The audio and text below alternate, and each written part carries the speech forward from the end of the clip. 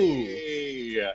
Huzzah! We are here with our very Otherwise, first. Right, yes. We like screaming. We like being excited here. It's fun. And we're doing exciting things today. So today, we are actually doing our very first magnificent Mythologies stream, where we bring on fabulous creators who are steeped in non-Western culture to help us first learn about what is going on in these cultures. What do we have wrong about these creatures or items or concepts? What is the real thing? And then let's create an actual one-shot adventure so that everybody can play like an actual game about this, which makes me very happy. And today we have with us Bashir. Hello, Yay! I am Bashir Gauss. I am a cultural consultant, freelance writer, and indie game designer in tabletop RPGs. I am also a Desi Muslim, and so have some personal and family history with the subject of today's stream. And let's see.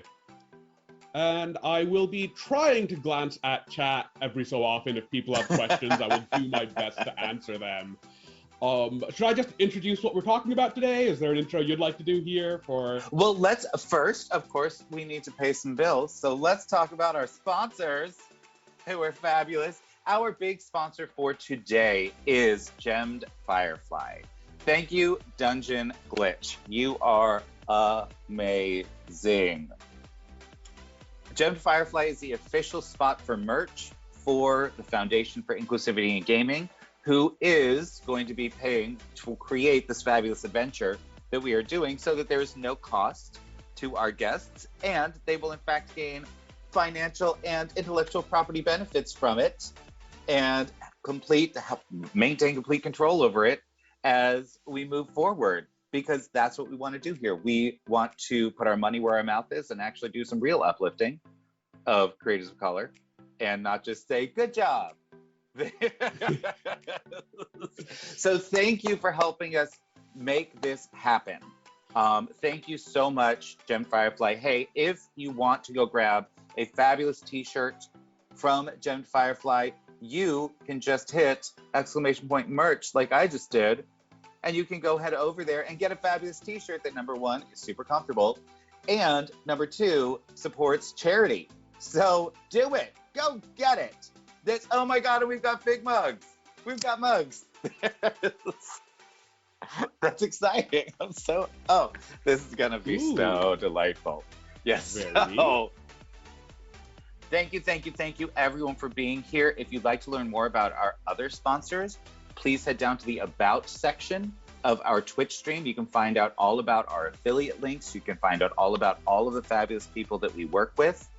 And I am so excited to get this thing started. And thank you for being number one.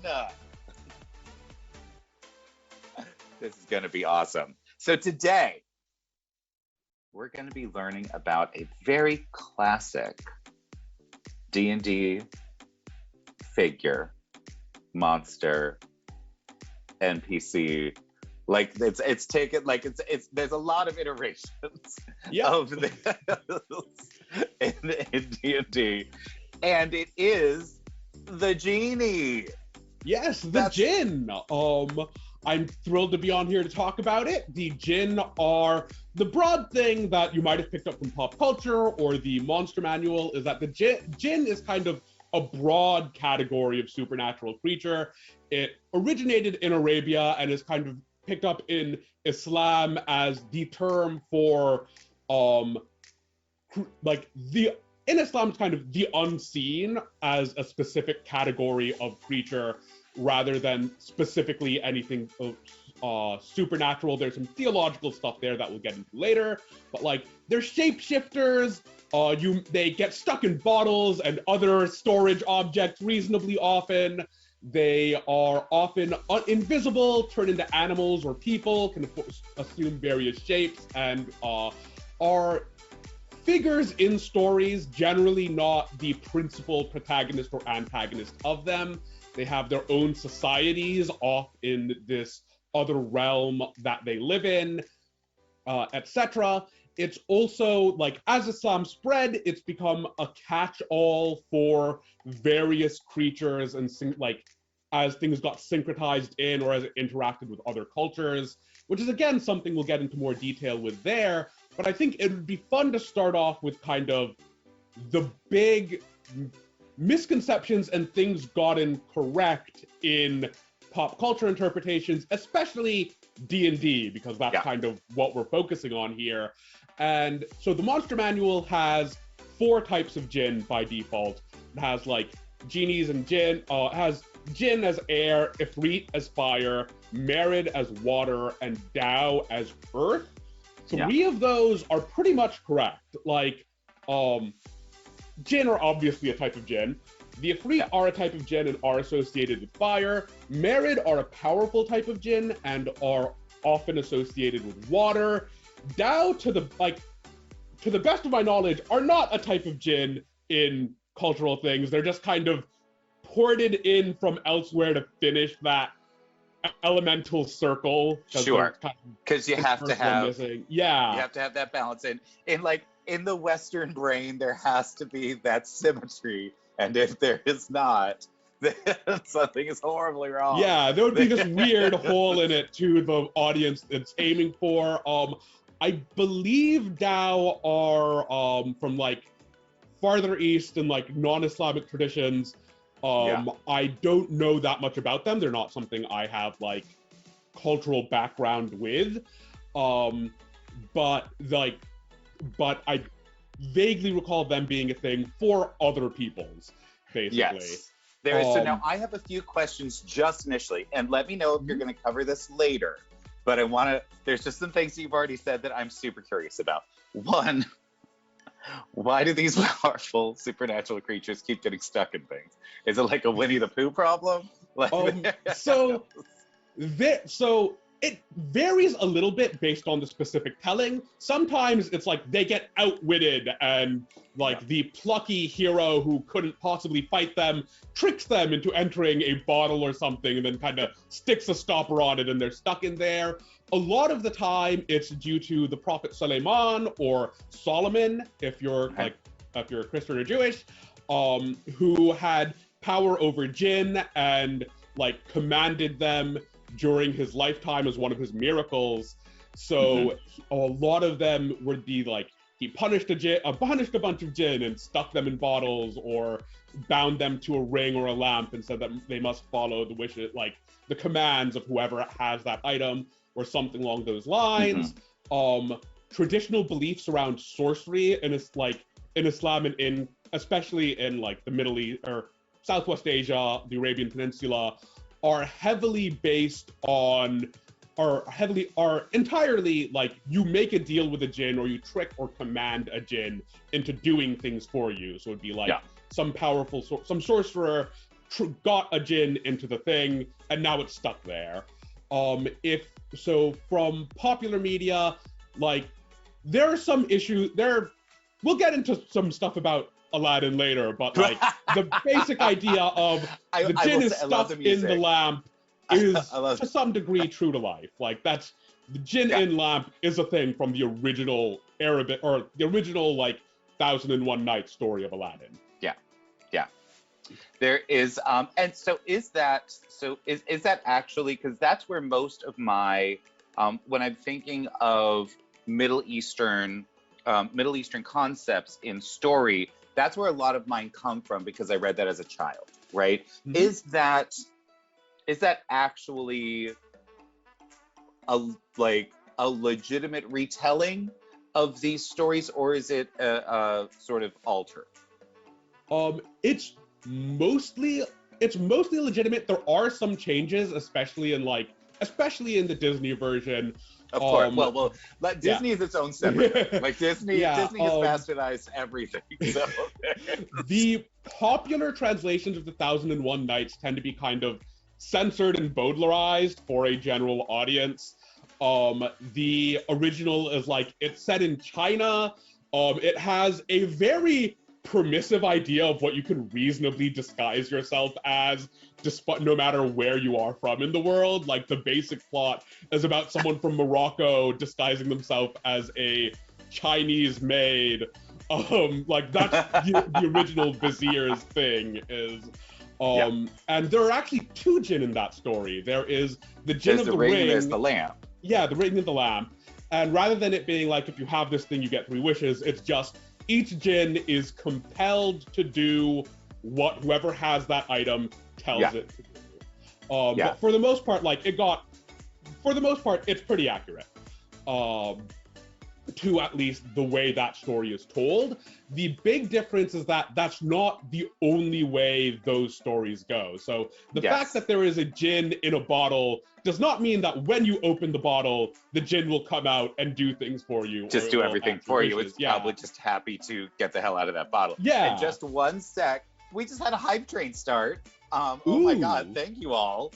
That's amazing. Thank you. Thank you. Blogger. Thank you, DM Charlie. Thank you, Sick Professor. This is incredible. What I will say is that today's stream is here to support the Foundation for Inclusivity in Gaming. So if you would like to donate to the foundation, please feel free. There's a link in chat right there so that the funds that are donated today and anything that's donated on our website goes to the creation of the adventures that we're going to be creating on these streams, so that we can get this out into a much broader audience and help the rest of the D&D crowd really understand, like, so we appreciate what WotC was trying to do. We get you. We see the effort. You know, we're going to help you take that next step. You know? Yeah. So yes, sorry for the interruption. There. No worries. So yeah, I think the big two things are the wish granting isn't like because it's bound to you, it can grant whatever wishes. It's basically you are asking the Jinn to do a thing, and if it can do the thing, if it's like bound to do what you're asking, it has to go do that. So like rather than the wish spell, which is how it's mechanized in D&D, it would be like the Jinn has these abilities, and if you order it to do a thing, it will use those and try to accomplish what you want. So there is, I think it's in a different story than Aladdin, but there is a story where like the protagonist says, hey, my romantic rival's like going to do something bad tonight. I need you to keep him busy all night. And the Jinn basically turns into, I think, a boar and chases the dude into a latrine and just like stays outside and keeps him there like menaces him throughout the night while the rest of the plot happens elsewhere. And the other big Jinn story, if like you read the 1001 Nights, it's the fisherman and the Jinn.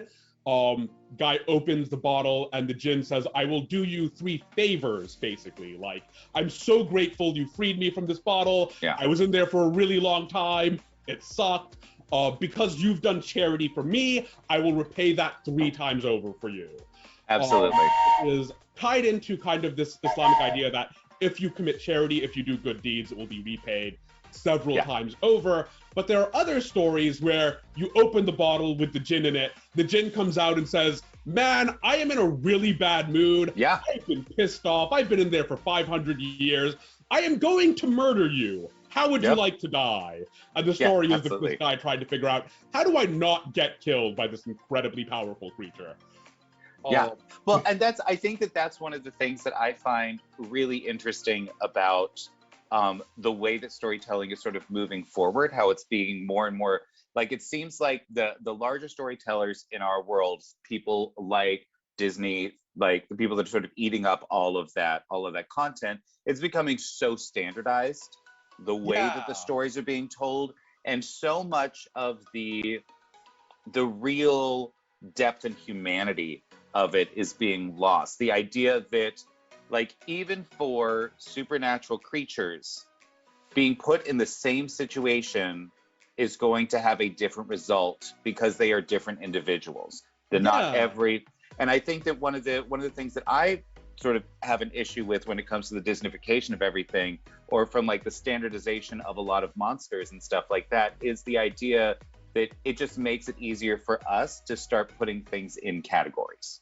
instead of looking at Exactly. individual things. And one of the important things about jinn, especially in Islam, is that they are moral actors or like free-willed creatures. They can Yeah. choose the actions they take, and they're like you have good jinn and evil jinn, devout jinn and jinn who are just kind of pricks. Yeah. One of the not very common, not very popular, but like fun stories about jinn is there's this expedition that goes out, it finds these bottles on the beach that are all full of jinn, it opens one up, and the jinn kind of just comes out, screams, "Repent!" and vanishes into the wind. And they go back and they tell the Sultan about this, and he's like, "That sounds hilarious. Get me another one so that it can open up and like do that here in court." They go off on another expedition, and like half of them die on an unrelated adventure entirely. And they come back, and again, just they open it up, jinn screams, "Repent!" and leave. They are entirely like, they're creatures with their own personalities, with their own like ways they handle things. So you're not going to get the same experience dealing with multiple, which is something D&D kind of gets into. I think especially the Ifrit and the Jinn in D&D have like their extraplanar societies, like the grass, the plane of air and stuff, which are like something that D&D does enable, but it is something that other stories will often miss, especially ones that kind of try to do the monkey's paw thing with the jinn making your wishes work against you, which is just straight up not a thing in the original mythologies. Like any of the original cultures these stories come from, the monkey's paw thing isn't associated with jinn. If the jinn wanted to mess with you, it just wouldn't offer you the wish. They just do it. Yeah, it'd just mess with you. It would just decide, "I don't like your face," or "I'm having a bad day. Right. Guess what? All of your cows are going to be sick now," or "I am going to run around and make you just miserable." Absolutely. It's very, I think this is, I think that this is one of the big things that I am really excited about for this whole conversation, is just getting to like see, because I feel like there is such a moment right now to see the humanity in things outside of ourselves, you know, and what that looks like. And there is, oh yay, we did it. We completed a level 2 hype train. Yay! Ooh, thank you nice. Everybody for contributing. That's delightful. Excellent. So I'm really excited about this. I want to sort of push it along a little because we do have an adventure to write today. Mm-hmm. So there is, what else should we know about jinn in general? So let's see. Oh, there is a good question from DM Charlie Gaming in the chat, which is, are the jinn as a thing Muslim? Not necessarily. There are Muslim jinn, but not all jinn are Muslim. So they have free will. They can choose to be Muslim or not be Muslim. There are various like legends and folk sayings around like what are Muslim jinn like versus non-Muslim jinn, or how do you tell and stuff like that. But they explicitly can choose to be faithful or not, and you will get jinn of both types. The other one, let's see, they have a society. They're often associated with like different animals, especially snakes, and to some degree like dogs and cats, but especially snakes. They're associated with like a lot of the things we'd put in the West to like ghosts or possession go to jinn instead. So like the associations of possessions and mental health historically in Muslim areas are often just jinn and mental health. A lot of that isn't great. A lot of that isn't great. And so a question about that for me, where do jinn come from in mythology? So in mythology, they're basically so in Islam, the jinn predate humans. The Iblis, kind of the Satan in Islam, it's not a one-to-one thing, but like the closest thing to Satan was a jinn who was like super religious, was raised up to live with the angels, and then was super prideful, causing like his fall and everything around that. But they're basically their own species that live in a realm kind of parallel to our own, where they're not seen unless they manifest in our world, but like adjacent to it. basically. So maybe sort of like they would live in like in mythology, like for the D&D equivalent, they would live like either in the ethereal. Would it be more of an ethereal realm thing or more of like a Feywild sort of So thing? you could kind of decide. You can do a lot of different things with that would all be valid. So the current thing of like they live on the elemental planes basically works. That's fine. You could do it as they live in the ethereal plane. That would be a pretty easy kind of one-to-one of they're in the ethereal plane, they're clearly parallel to our own, they can pop over. But all of those are kind of valid ways to do it. There are places where like in I think Pakistan with there's legends of like Feristan, or the land of the fairies, or the land of like this type of jinn, where you could do something like the Feywild with that. Okay. But another plane or the ethereal plane are both good ways to handle it if you're doing D&D. Nice. And then, and now are there, because the way that, we mentioned before, the way that D&D has it sort of separated out is the 4 elementals. Is there, and you mentioned that there are at least 3 of those are sort of right. So I wanted to drill down into each one. So let's start with genies. Is genie actually the plural of jinn? Or so Jinni, D-J-I-N-N-I, and it's used for any jinn. So jinn or jinni is kind of the catch-all. So there are a lot of different types of jinn that are associated with air, but like the big issue with D&D's approach to genie basically is that Jinni should be the overview rather than genie being the overview. And one of the other types of jinn should be in air if you're going to do that. There are other jinn associated with air and earth. They tend to be regional or weird. So like there's the fairy, which were originally Zoroastrian, who are kind of portrayed, kind of like the West portrays angels as like winged people who fly in the air. There are the original ghouls, who in Arabic are ghul, are kind of associated with earth. They eat corpses, they kind of waylay people, they are associated with earth, and beetles and jackals and stuff like that. So there are different things you could use in those 2 slots, but Jinni is the correct plural of genies, though. Jinni, okay, fabulous. And then what about, you had mentioned that Ifrit are there as well, and they're associated with fire. Yeah, and like D&D basically gets those correct. They're like, you can do interpretations where they're less malevolent. There are also, I know, people in traditions that associate them with basically being as malevolent as they are in D&D. Like they have a wider range of morality than in D&D, which but otherwise D&D basically gets them correct. Marid, So I do have one more question about Ifrit, in that I love Neil Gaiman, and I'm wondering the portrayal of the Ifrit in, have you seen that in American Gods? In American Gods. Like, it's a valid jinn. I wouldn't necessarily call it an Ifrit from what I remember, from what I remember of the book. It's been a while since I've read it, and I did not watch the show, but like, from what I remember of it and what I heard of the show's portrayal, it works as a portrayal of a jinn. And just for people in chat who haven't seen it, essentially what it was there is a being that inhabits somebody, essentially sort of takes over their life, and then transfers themselves to somebody else. And then each person gets transferred back into a different body as that happens. Yeah, I think the big one would be that, like, when the possession ends, you would be yourself again. But, like, jinn possessions are kind of a thing periodically.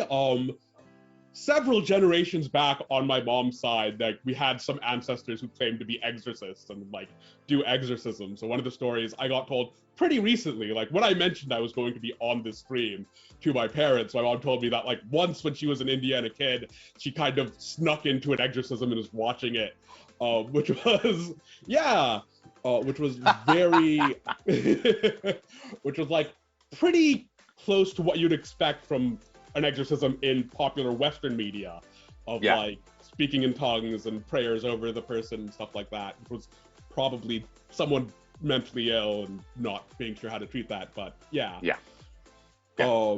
But yeah, like the possessions and stuff are are a reasonably common like thing in Jin lore. Okay. All right. Good. That's good to know. That's good to know. There's I've just sort of now started to sort of put together various concepts for the adventure and be like, okay, this is interesting. Now, Marids, you mentioned that they were more powerful Jinn.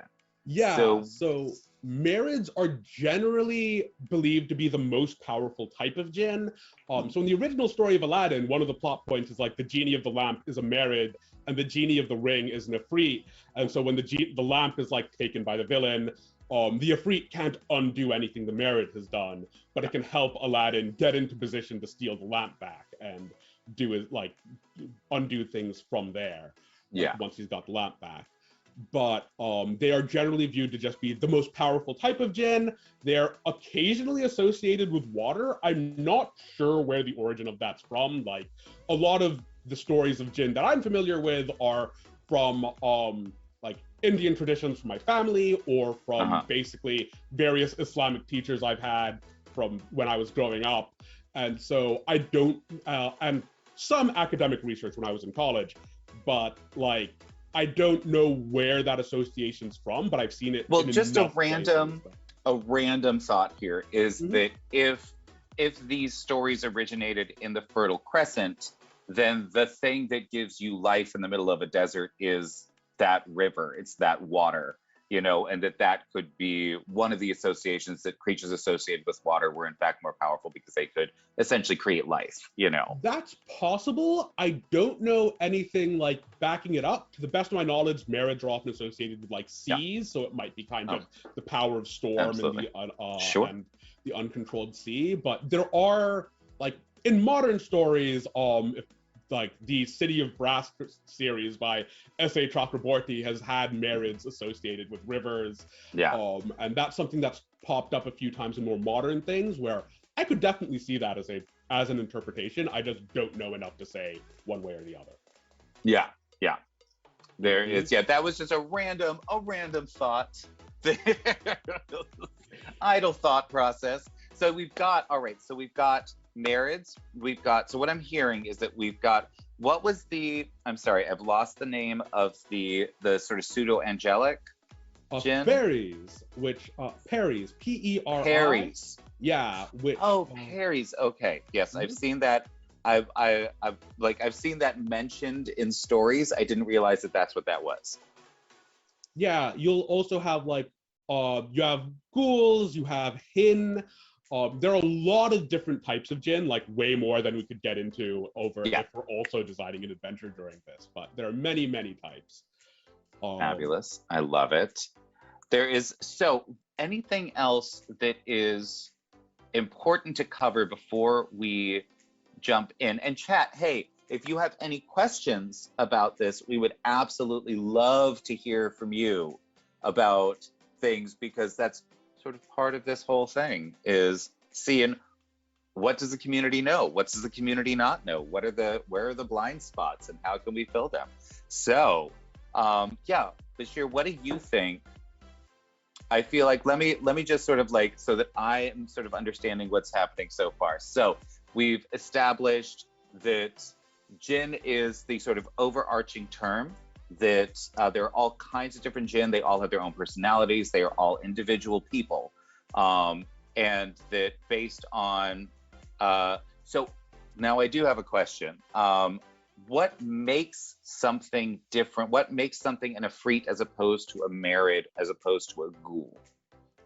So they'll each have like their own classifications of like Ifrit are fiery and associated with these things, but a lot of it is just kind of what legends these got associated, or what creatures these are associated with, and what traits they've kind of been given. So they'll go, well, this seems like a ghoul because it's in the desert, it takes the form of jackals and carrion creatures, it's kind of hanging around graveyards, therefore it's this.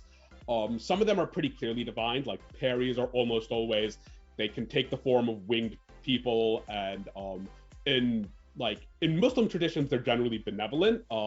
In the Zoroastrian traditions, that wasn't necessarily the case. but let's see. So it's generally like each djinn will have a group of traits that define it as that type of djinn. Cool.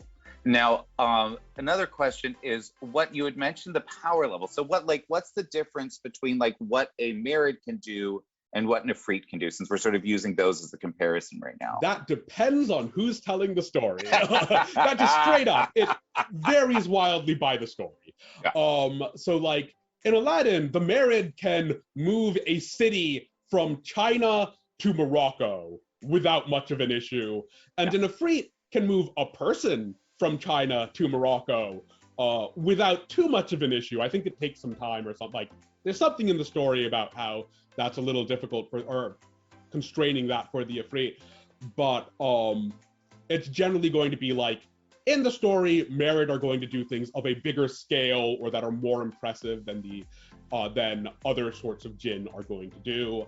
Yes. Whereas like some types of djinn, like ghouls, are very limited in stories. They're like kind of a slasher villain in that, you know, they're very dangerous to a few people, but they're not going to destroy a city or change the fate of nations. They're like these kind of dangerous bandit creatures that eat the dead and might like lure you into a secluded location and murder you and take your form.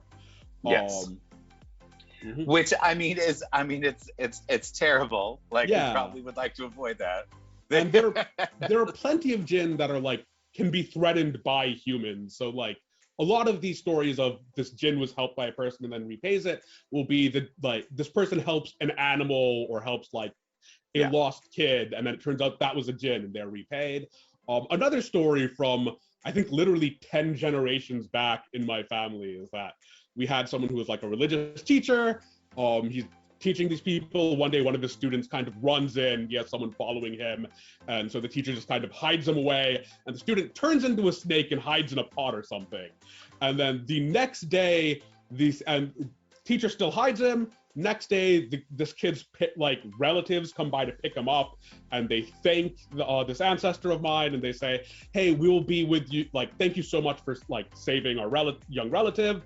We will be with you, your family, for the next 7 generations in sorrow and joy, etc., etc." And so there's like a legend that until I think my great grandmother on my mother's side, there would be a snake would appear at weddings and funerals, and after it was done, they'd say, "Hey, it's done. You need to go now," and the snake would just kind of disappear peacefully. I love it. I'm here for animal guardians of the family. Like, I'm absolutely here for it. Yeah, and then there are 2 more questions in chat. Fabulous. I saw that. Mm-hmm. Yeah. Djinn built whole societies and social constructs similar reflection to the real world or more an ideal world. They are similar reflections to the real world.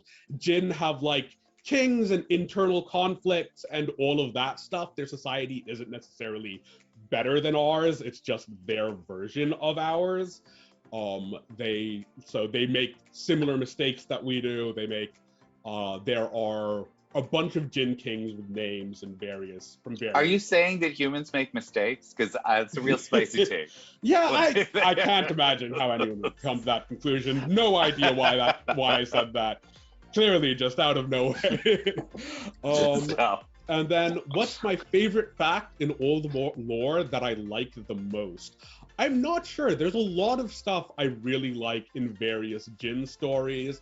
I have a personal fondness for ghouls as like, oh, that's where this thing came from. These are really neat. That's a fun monster to play around with. Right. The other thing, djinn marriages. Like, periodically in various stories, djinn will just marry someone or have a kid with someone. And it's very, like, that just happens occasionally, and that's something that is fascinating to me as a thing. So I'm curious about that. Is that like, are the children of these couplings, are they like somehow special? Are they reviled? Are they like heroes, or are they just there? They're not reviled. It varies a little. Like, some people would say they're special. Some people will just say like they're a little weird. Some will just go kind of, yeah, they're just normal people. They're just kind of, if one parent's a djinn, that's just a thing. So that, would they be like our tiefling or Asmars? Yeah, they might be like tiefling or Aasimar. I think so.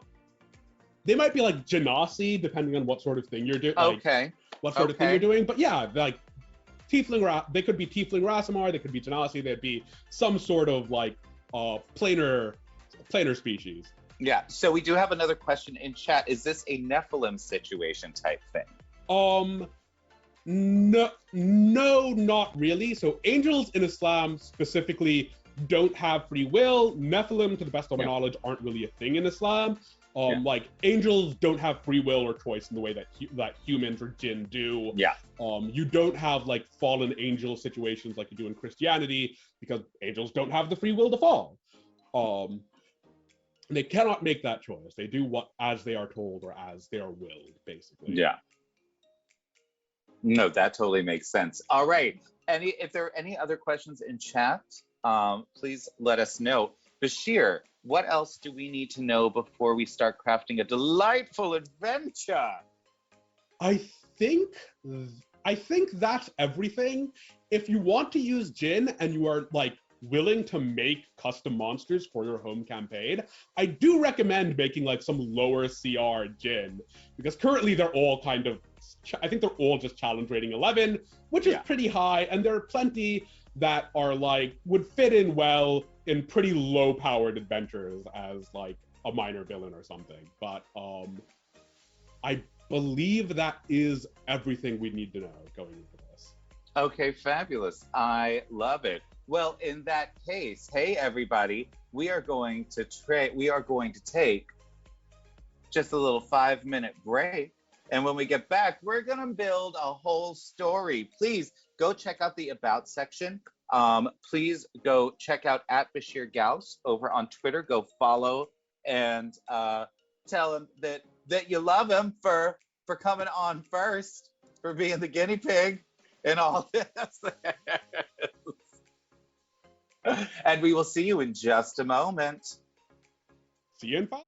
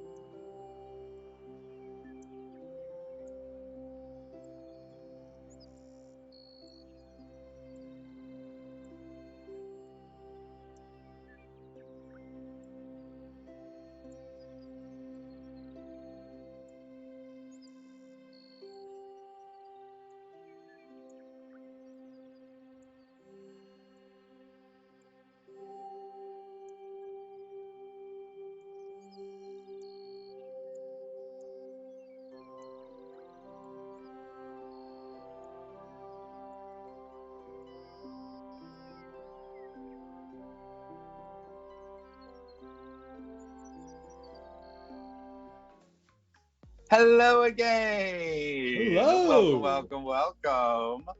I hope that you're all still having a glorious day.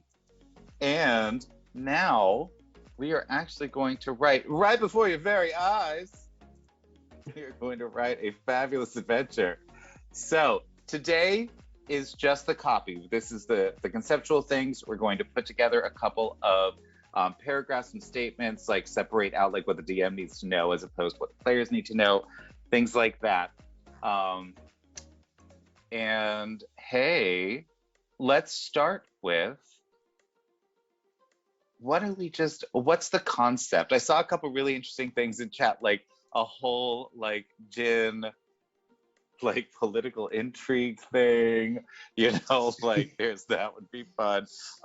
There is what sort of story do you want to tell So I today? have two ideas that I'm basically equally interested in, kind of torn by.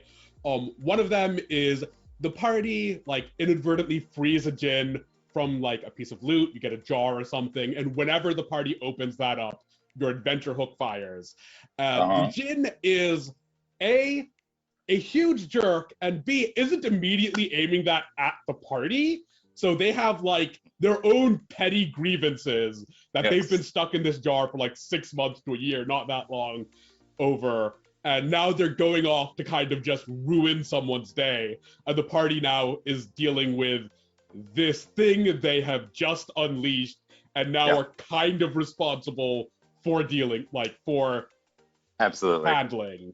Um, Um, so my first question on that would be, if we want to go in that direction, my first question would be, first of all, why was the gin put in there? And what was the gin attempting to do before it was put in there? So I figure the Jin was 100% tricked in there by whoever the target of their ire is. So like they were demonstrating their power and someone says, well, I bet you can't fit into that bottle. And they go in and immediately stopper goes on and ends up in like some pile of loot somewhere as clearly a powerful magical item. And however many months later, the party gets it. And B, they I want it to be something malevolent, but not immediately like super high stakes. This should be Yeah. something that the party has a clear impetus to get into and fix, but not something that's like you must drop everything immediately. This is something that can evolve over time and be like, Yeah. if you ignore it, things get a little worse. It comes up again, or as people directly go, "You opened the bottle, didn't ya?"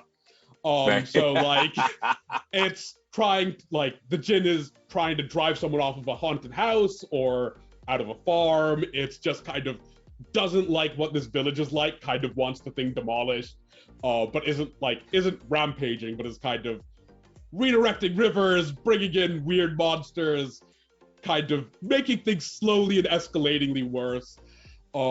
It's basically acting on some giant, ancient, ridiculous grudge that makes sense if you are incredibly petty and basically don't age. Yes. Um, Yes. Okay. What do you know what I would love in that situation is if there is some sort of like ancestral thing happening? Because I know that is that like, there is that issue of like bloodlines. yeah, There is, so that maybe like, when this town was founded, like 20 generations ago, that somebody like one of the founders of the town like drove the gin off, and then the gin recently came back and wanted to sort of take up residence in its old space again. Couldn't do that. There was something like maybe yeah, having something like there is it fell in love with with somebody in the town, and then the actual fiance of this person tricked it so that their marriage could happen. And then now it's not just that it seems like they're just being like they just want to go have this relationship, but really they're going to like take revenge on yeah. They're trying everyone to in this break town. up this marriage. They're trying to Yeah, ruin this marriage. yeah. That's With the great, actually. It's just extremely jealous. Didn't get the person who was after. It's trying to yeah. break up this couple.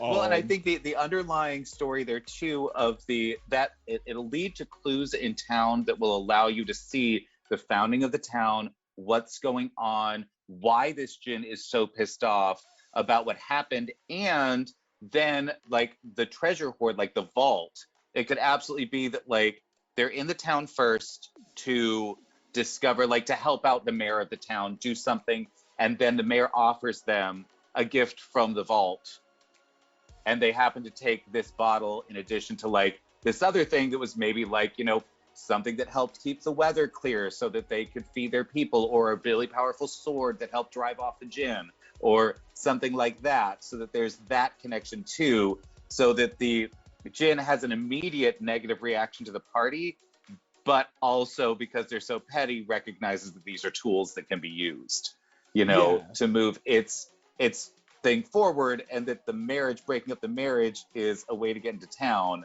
and then destroying the town is the ultimate goal, which lets it escalate act over act over act. Yeah, that works really well. Okay, I love cool. that. All right, so with the intro, it'll be the djinn is tricked into the bottle. Let's see, so no, that would be in background. So the intro would be adventurers have helped clear a town of monsters. Monsters. You get to see how terrible I am at typing today. That's really the show, everybody.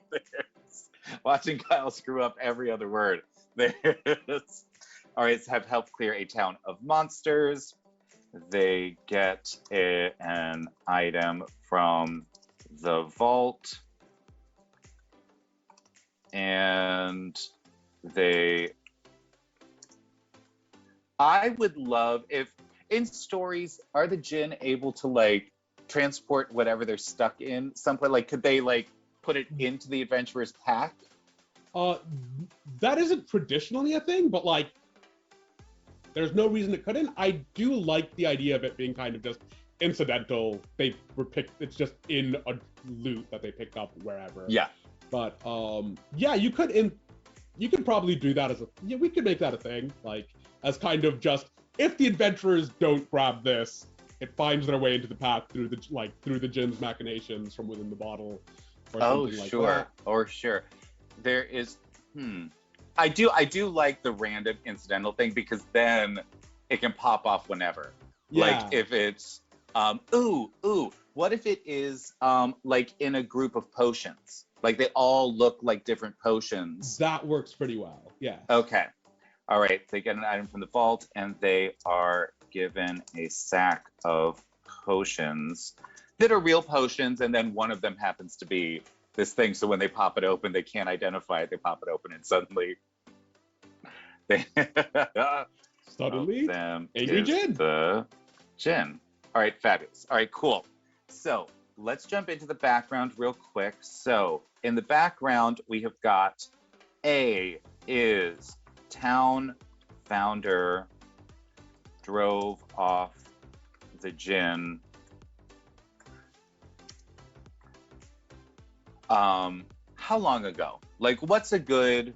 Let's see.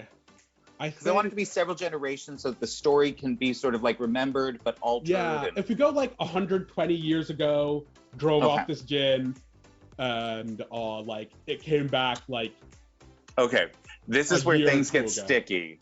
This is where things get sticky in D&D, is because there are some races that live for like 700 years. So I think with the town founder, you can just declare that they're human or whatever, because as long as it's not directly related to a PC, you don't have to deal with race, like species variability. Yeah. I love it. Yeah. Djinn about 120 years ago. All right, so let's figure out what's the item that they're given from the treasury. I think, let's see. So I'm thinking either a sword or like a bardic instrument, like a bardic drum or something. I love the bardic instrument idea. That's just so much more role-playing opportunity. Yeah, and it might also be like a choice of things, so that like you have 3 possibilities, and depending on what the party is, you just give them something that fits the character, so that Yeah. you can be reasonably sure they will pick up the thing that the djinn hates. Yes. So like a weapon, you can even just leave it at like a weapon with X enchantment, so that it doesn't matter what your martial fighters are. One of them could be something for one of them. A bardic instrument, possibly a holy symbol of some kind. Ooh. Yeah. Holy Okay. symbol. All right. Cool. So a weapon, a bardic instrument, or holy symbol. Like somebody's going to pick up one of these things. It's going to be a thing that the djinn hates. Whatever is picked is the thing the djinn hates. Yeah. All right. Cool. All right. So founder drove off the djinn about 120 years ago using one of these items. You know, using the item taken by the adventurers. And let's see, djinn came back about 1.5 years ago and fell in love with person in town. Mm-hmm. Person in town is engaged to marry another. I would love if this is sort of half mystery and half Yeah, and so eventually there's chunk of it is the like BBEG. Yeah, so a chunk of it is like investigating, figuring out who is the aggrieved party here. Does this djinn have a point or something? Is this just the plot of a really weird rom-com? Right. and then kind of the twist near the end is, no, this djinn is just an enormous jerk. He's just not necessarily super evil, but definitely a giant jerk. Oh my gosh, I love it. I love it. All right, so Fab, I'm going to pop over to chat real quick. There's some fabulous ideas. There is the djinn is really into and flirts with a party member while trying to defeat a different one. I'm here for that. I feel like that is adding a level of complexity to intra-party issues that I think that could be kind of like in ways this thing can resolve is like, or at least the love triangle bit can resolve with like, the djinn actually just decides, okay, I've lost this one. Sure, that party member, they're real hot. Or like, I'm really into them. I can go for this as a consolation prize. Wait. Oh my god. They start flirting with the party member to try to make the person jealous. Yeah. They show up to town with like their new beau. Oh my god. Well, but that isn't like as an optional. Like maybe like good romance. Like an option of things that possible development. So oh my god. All right. So an adventure hook, djinn tries to romance a party member to make their love jealous, possibly falls for them for real. Right. Them for real, which would add a whole different thing in like the BBEG battle. Like I would love if it's not like a huge combat, it ends up being just this, like the djinn just really sincerely trying to figure out how it feels about the whole situation. Absolutely. I think like a possible resolution should definitely be, look, you hooked up with like, you're on board with the djinn. It's willing to kind of forget the whole destroying the town thing. Like, it's willing to let bygones be bygones and try and make this work. It would prefer to, but if its new crush says, please don't wreck the town, okay, I guess. Right. You can forget this ancient grudge. Oh my God, that's amazing. Okay, so I want to put in chapter 3 for yeah, that's definitely chapter 3. Resolutions. Jin decides not to destroy town because they got the right kind of therapy. I don't want to identify exactly what that therapy was, but they got it. They got what they needed out of the situation. It took 120 years, but oh my God. Oh, that could absolutely be a thing where the founder of the town, like the one that they're in love with, like they were in love with the founder of the town. The founder of the town, like told them to fuck off. Yeah. And then this new person is like the spitting image many generations later of the original founder. Yeah. So this has been basically 120-year bad break, never got over getting dumped. Just the worst breakup. So if we're going with that, it's possible that whatever item the players picked was a gift from them to the founder way back when. Okay, then I'm gonna shift it because I feel like DM Charlie had some fabulous ideas. Let's shift it to a piece of jewelry that looks super expensive.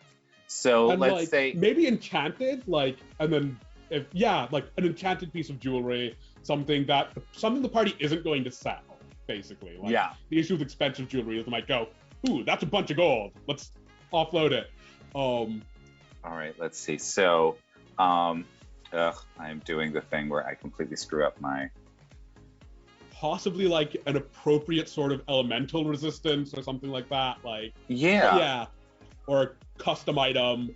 I can knock together a few items afterwards, I think, to I love it. What that might be.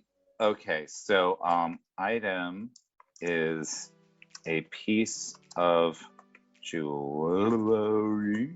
Mm-hmm. Piece of jewelry that was a gift to the town's founder. Okay, cool. So that's fabulous. All right. And let's add in the background. So the Jin was in love with the founder, and the founder didn't return affection. Or possibly they were in a relationship and the Jin got dumped at some point. And so it's less the founder drove them out and more bad breakup. The Jin just straight up ran away for 120 years and then came back. Realized they weren't over it at all. Immediately fell in love with someone who looked kind of like the founder. It could absolutely be a thing. Jim was in love with the founder and helped create the town. Yeah. So it feels some ownership over this thing that helped create. Well, that didn't work out, and now this didn't work out, so this town shouldn't exist anymore because it makes me feel shitty about my ex. Right? Exactly. Which is what a very powerful being would absolutely do. And 120 years would be okay, I needed to take a little bit of time. I needed to take a couple days to put myself together, and I'm back, and I'm gonna destroy you. And now, all right, Jim is in love with the founder, helped create the town. Founder broke up with Jin. Jin came back 1.5. Let's see, and then let's do broke up with Jin. Jin left for 120 years to think about its broken heart. And do precisely zero self-reflection. Right. It's just Oh my God. I would love if like this is like the gin just disguised itself in taverns as like that guy at the bar who's just bitching about this person that broke their heart and does it for 120 years all over the continent. Like it's just all of those guys just hanging at the bar, crying in their beer. That's the one gin. Like, Yep.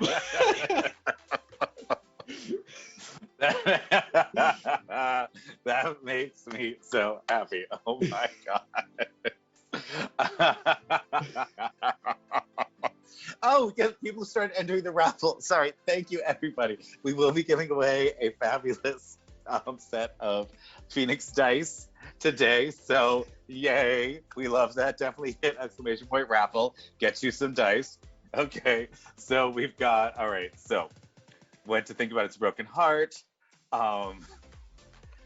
Bitched about it all. We'll clean this up for publication, but they just bitched about it all over the continent for better than a century. To get back about 5 years ago, and fell in love with the hold on with descendant with an A, I think it is. Am I right? Am I right? Okay. Fell in love with descendant of founder that is their spitting image.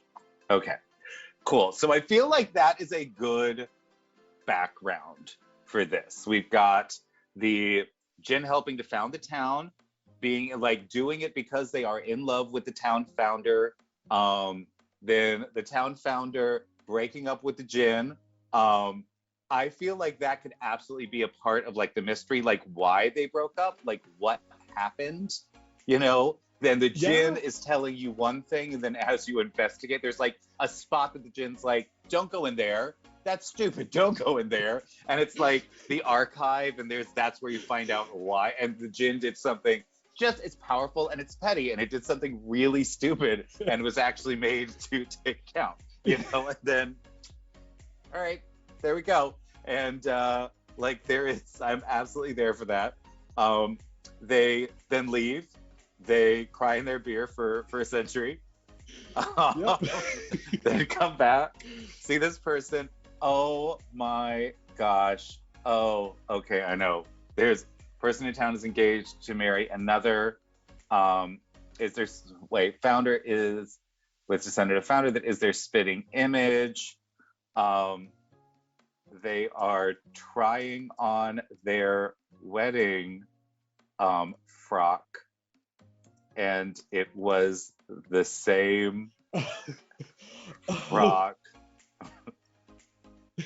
that the founder wore. It's like this passed down through the generations, excellently taken care of. Yeah, this is the like, I feel like that would be a moment of rage for the Jin, and a reason why it would need to be like captured and stopped. Yeah. You know? Okay, was marry another. Jin becomes enraged and tries to. I feel like they would absolutely try to kill the person that's trying to marry their love. Yeah, like, I feel like that's and they make their big bombastic declaration, like, "How dare you? I'm going to kill you!" And they're immediately tricked into a bottle. Yeah. Like, they're immediately tricked into a bottle, and yeah, like, I don't think we even need to go into too much detail, though. Yeah, I don't think we need to go into too much detail. So now my question is, if it's a mystery, I feel like maybe the Jin succeeded in killing the spouse, which is why the spouse isn't around to tell them exactly what's going on. And then it was tricked into the bottle. Oh my God. What if it gets tricked into like the wedding cake? And that they are given, like, you know, like, it's instead of potions, it's like food. It's like a packet of food that they're given, you know, like, hey, we've got this or something like that.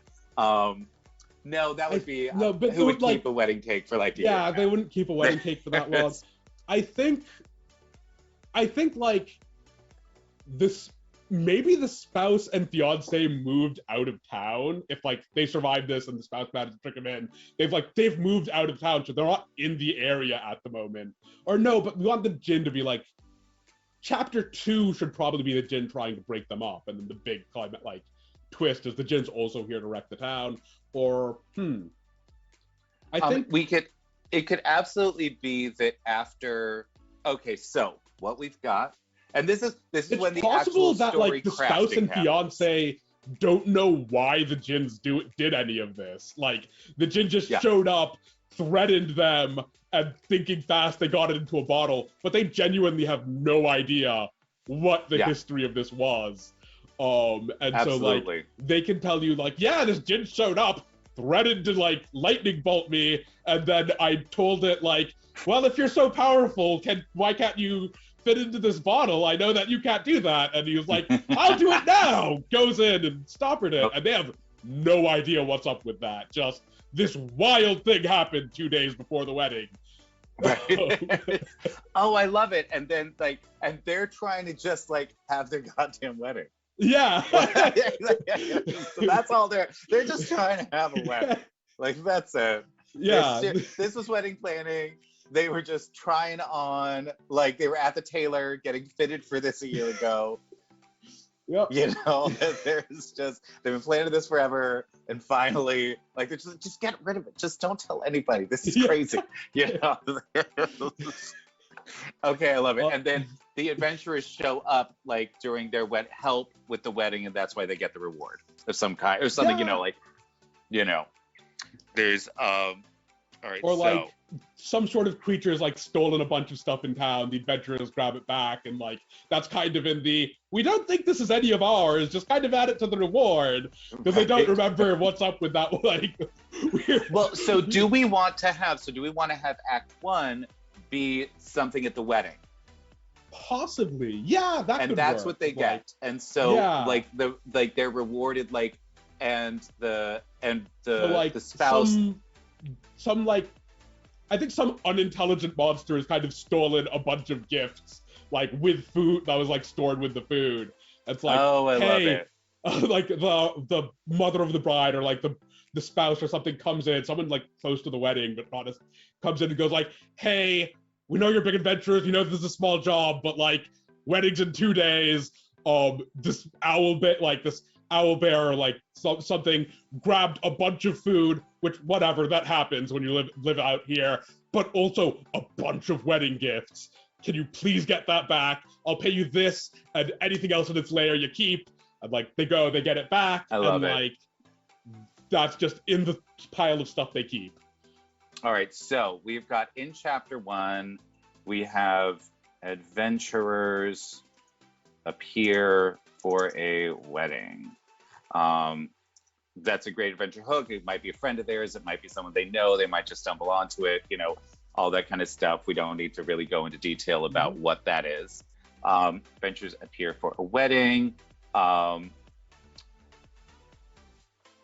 Owl bear. Or like some monster. Like we can get that in later, basically. Yeah, like so we've got monster appears looking for food and takes and could absolutely just like if like the cake is like on a table with a bunch of presents and stuff, then it just like grabs like the whole tablecloth gets attached to it.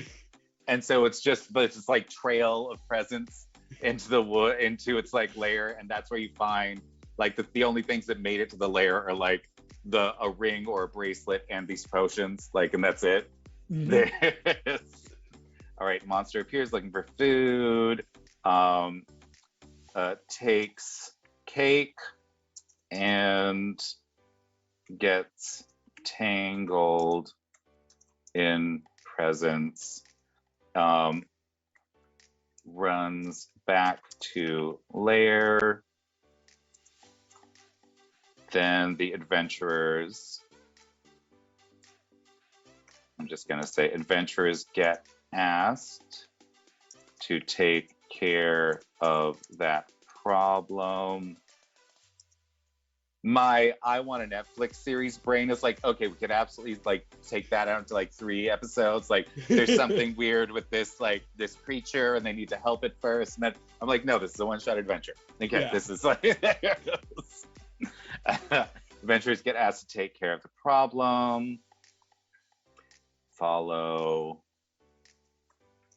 obvious trail to lair. Dispatch beast in some way. Mm-hmm. If it were on my channel and my adventurers, they would absolutely adopt this beast, whatever it was. That's what they do. And I'm here for it. I'm here for it, my players. I love you.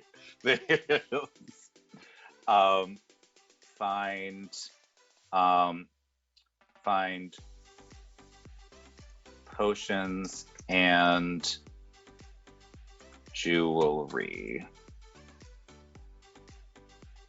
Jewelry is something the djinn, that is not how you spell that. I don't know why that finger did that. Jewelry is something the djinn hates, and it is trapped in one of the potion bottles. Okay, cool.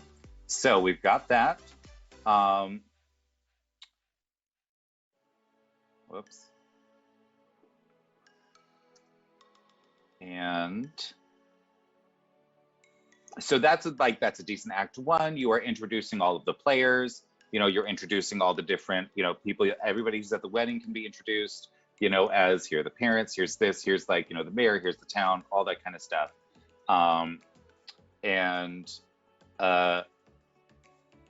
Then adventurers get back to town. What is something that we can do to have you know, the sort of big scene at the end of Act 1 where the djinn actually comes out? So what I'm kind of thinking is the big scene at the end of Act 1 is the wedding, and Chapter 2 starts whenever the bottle gets opened. Let's see. Maybe the djinn's trapped in like a bag or something, so that like they're more likely to open it when looking through the loot. So like there's an obviously enchanted bag in here, like, you know, you detect magic on the loot. Yeah, that bag's enchanted, it's not on the gifts list. And they'll open it, and then at the end of Chapter 1 is in the cave. This djinn comes out and is like, ooh, okay. So they haven't gotten back to town yet. yeah. Oh, it could absolutely be when they open the bag, the bottle just falls out and breaks. Yeah. So that regardless. Okay. There is, all right. So jewelry, something. Let's see. Adventurers open the bag of potions, and the djinn is freed when its bottle accidentally shatters on the ground. All right, cool. So we've got that.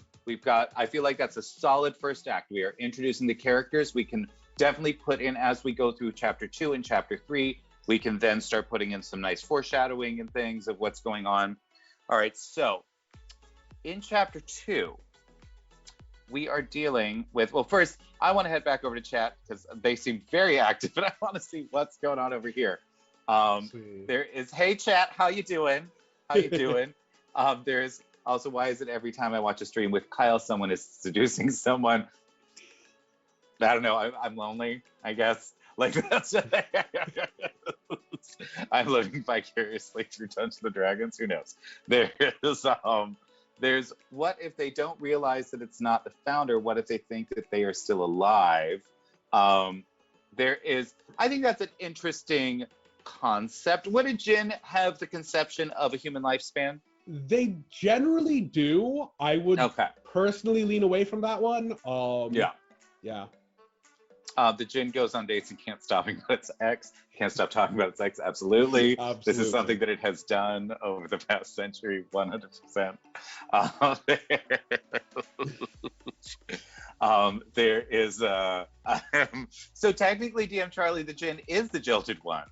The founder absolutely was like, no, thank you, for some reason. We don't know why, and I'm not going to judge them because I don't know their life. So there's the adventurers or the caterers. Oh my god. I love it. I love it. I love it. The cake! The cake! I love the adventurers are the caterers. It's a hard assumption to make, It but absolutely you could put it in like hooks. The adventurers are the caterers, and now they have to get like they have to pursue this thing that stole their prize-winning cake that was going to be for the wedding. And that's their impetus for going in. Oh my god! All right, so I'm going to take this out because the Jinn is not the first hook we had, because the Jinn is not yet out of the bottle. Yeah. So sadly, that one's got to go. It's super fun. But that can go in chapter 2 or 3. Yeah, basically. Yeah, that's part of editing, is taking good ideas and saying no, or we'll fit you in later. Yeah. There's all right. So adventure hooks. The adventurers are caterers at the wedding. Fabulous. The adventurers are in town and are like approached as security, or are invited as guests and are like the most martially capable people when this monster steals. Adventurers are security. One of the adventurers is related to one of the people in the wedding. One of the adventurers is related to someone in the wedding. I feel like those are good for now. Yeah, those are fine. All right, cool. Those will get them into the area. And let's see what else. Let's see. Malakisa is demanding the dice. I get you that they make amazing dice. You should absolutely demand those dice. I would like everyone to know also, you should feel free, and like, if you love Phoenix Dice, they do make everything from recycled materials, and they're fabulous. So if you just want to go buy some, you should do that too. It's pretty fantastic. There is this is going to be crazy. Let's see. The adventurers have been contracted to retrieve a case of rare potables. There is I really like that. Charlie. I'm not sure that it's going to pop in. That I think that's adding another layer of complexity. Yeah. And now at this point, like, I feel like we've got like a solid story, and now it's going to be all about editing it so that it actually can be done in 3 or 4 hours. There is, but please keep throwing ideas.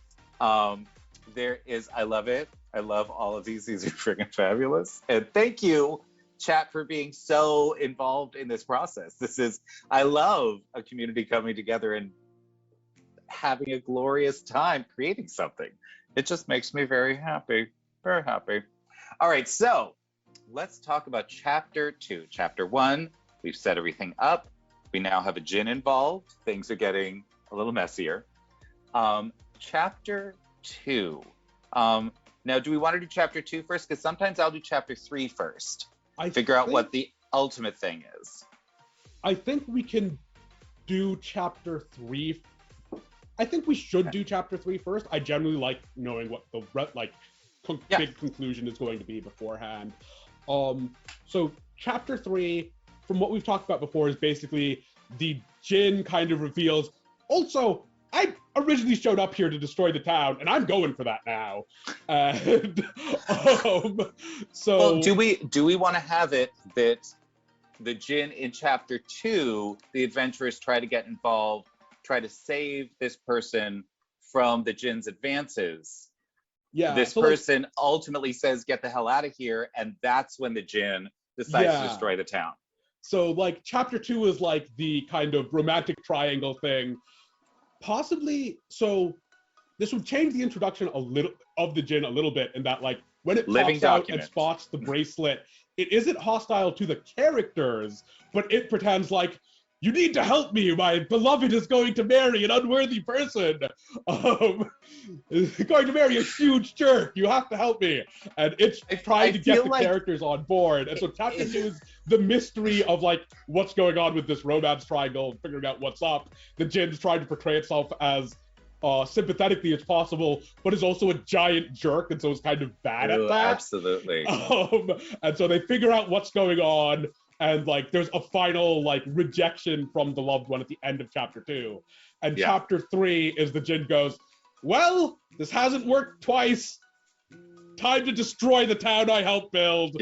Everyone get out. I'm wrecking all the buildings. If you're here, I'm like and so chapter 3 is like... So I feel like chapter 2 could absolutely be, since they're out of town and they don't know the history of this, chapter 2 could absolutely be them like doing like an adventure where they're trying to find like ways to disguise the Jin. Like they have to go find like clothes for it or something like that. And they have to sneak around throughout the town so that like, they can get him into the wedding without people knowing who he is, so that he can proclaim his love. You know, and that's when at the end of chapter 2 it pops off.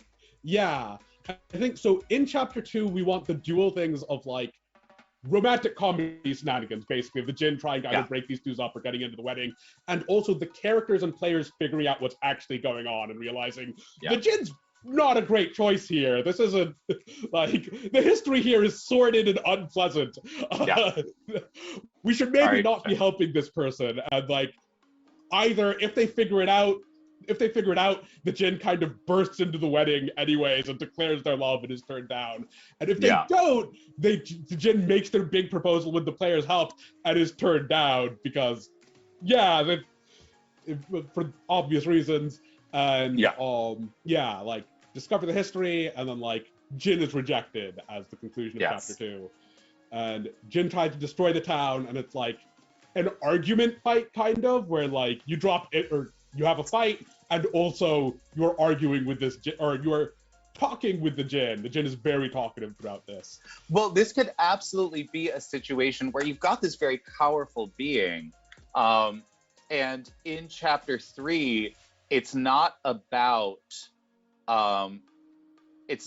defeating necessarily the Jin, but we could absolutely put in a mechanic where like if the Jin has an outburst, part of the town is destroyed.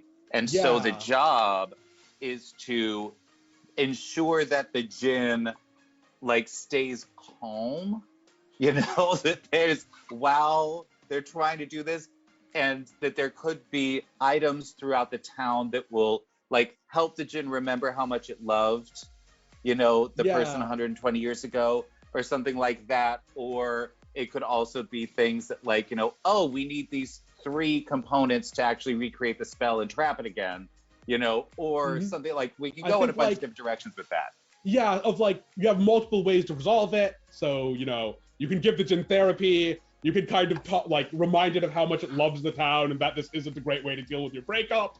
You can chase it off. You can trap it again. Like, you have a few options for how do you deal with the Jin. I love it. But as the Jin gets upset and when you attack the Jin, then and have a list of okay, the mill just got destroyed. Of different damage it's doing. The river is flooding and kind of knocking out damaging the bridge or whatever. Or so what are the capabilities of a Jin? Because it's in D&D, genies have that sort of reality warping ability. Yeah. Right. So we might want to give this guy a custom stat block at whatever level range this ends up Absolutely. with. I can do that pretty easy, but we're going with something reasonably powerful of I figure it's maybe a bunch of weather manipulation and high winds and storms. And so the way it destroys the town isn't everything explodes, but kind of it summons a giant gale, it calls down lightning strikes that'll hit buildings, it raises the level. And that way it can escalate. So it could be it summons a swarm of itching insects to start and then doesn't do a whole lot of damage, but then suddenly there's snakes. Then there is, Yeah. then like the storm clouds appear, the river floods, then you start getting active lightning. So like as it gets more and more angry, you know, the danger increases. And so at that point, then it's not just about calming the djinn down, it's about saving the townspeople. You know, Yeah. like there's a whole bunch of stuff, which I love. Mhm. That All is right, cool. absolutely great. Okay. So Jin tries to destroy the town. Let's define that. So escalating naturally Yeah. Escalating natural occurring disasters.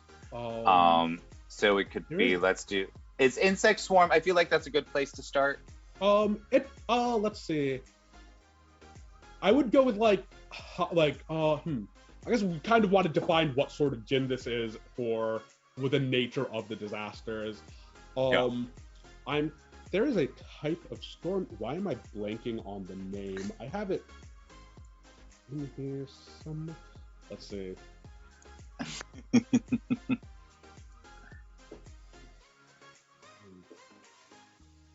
Let's see. And DM Charlie, I am not assuming the djinn is male, and I'm not assuming if I know that I have said he a couple of times, and I apologize. But I'm not assuming anything about the djinn's gender, and I'm not assuming anything about the gender of the person getting married. Mm-hmm. So that it leaves it open for the adventurers to decide what that looks like. Yeah. So let's see. I think maybe if we go with kind of storm, I'm thinking kind of storm theming of Cool. So if as this escalates, this turns into kind of a tornado or something or a giant rainstorm that'll destroy the thunderstorm.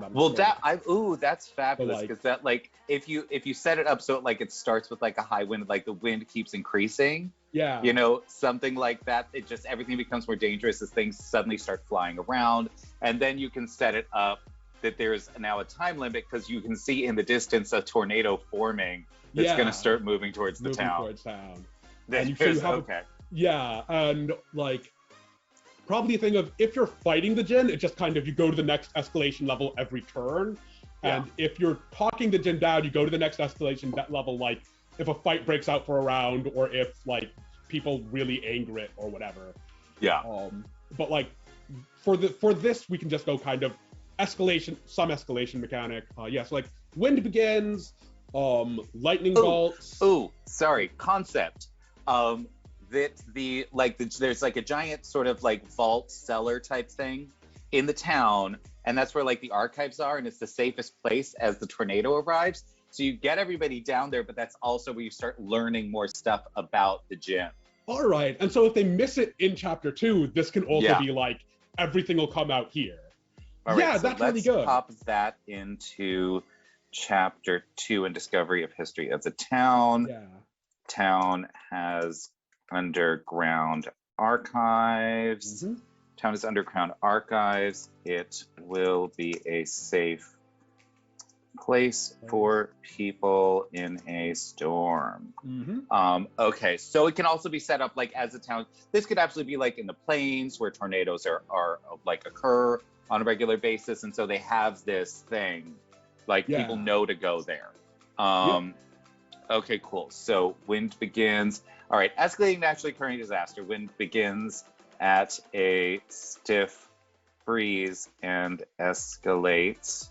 According. Then I'm going to do escalation. So it'll be, one would be slowed movement as you fight the wind.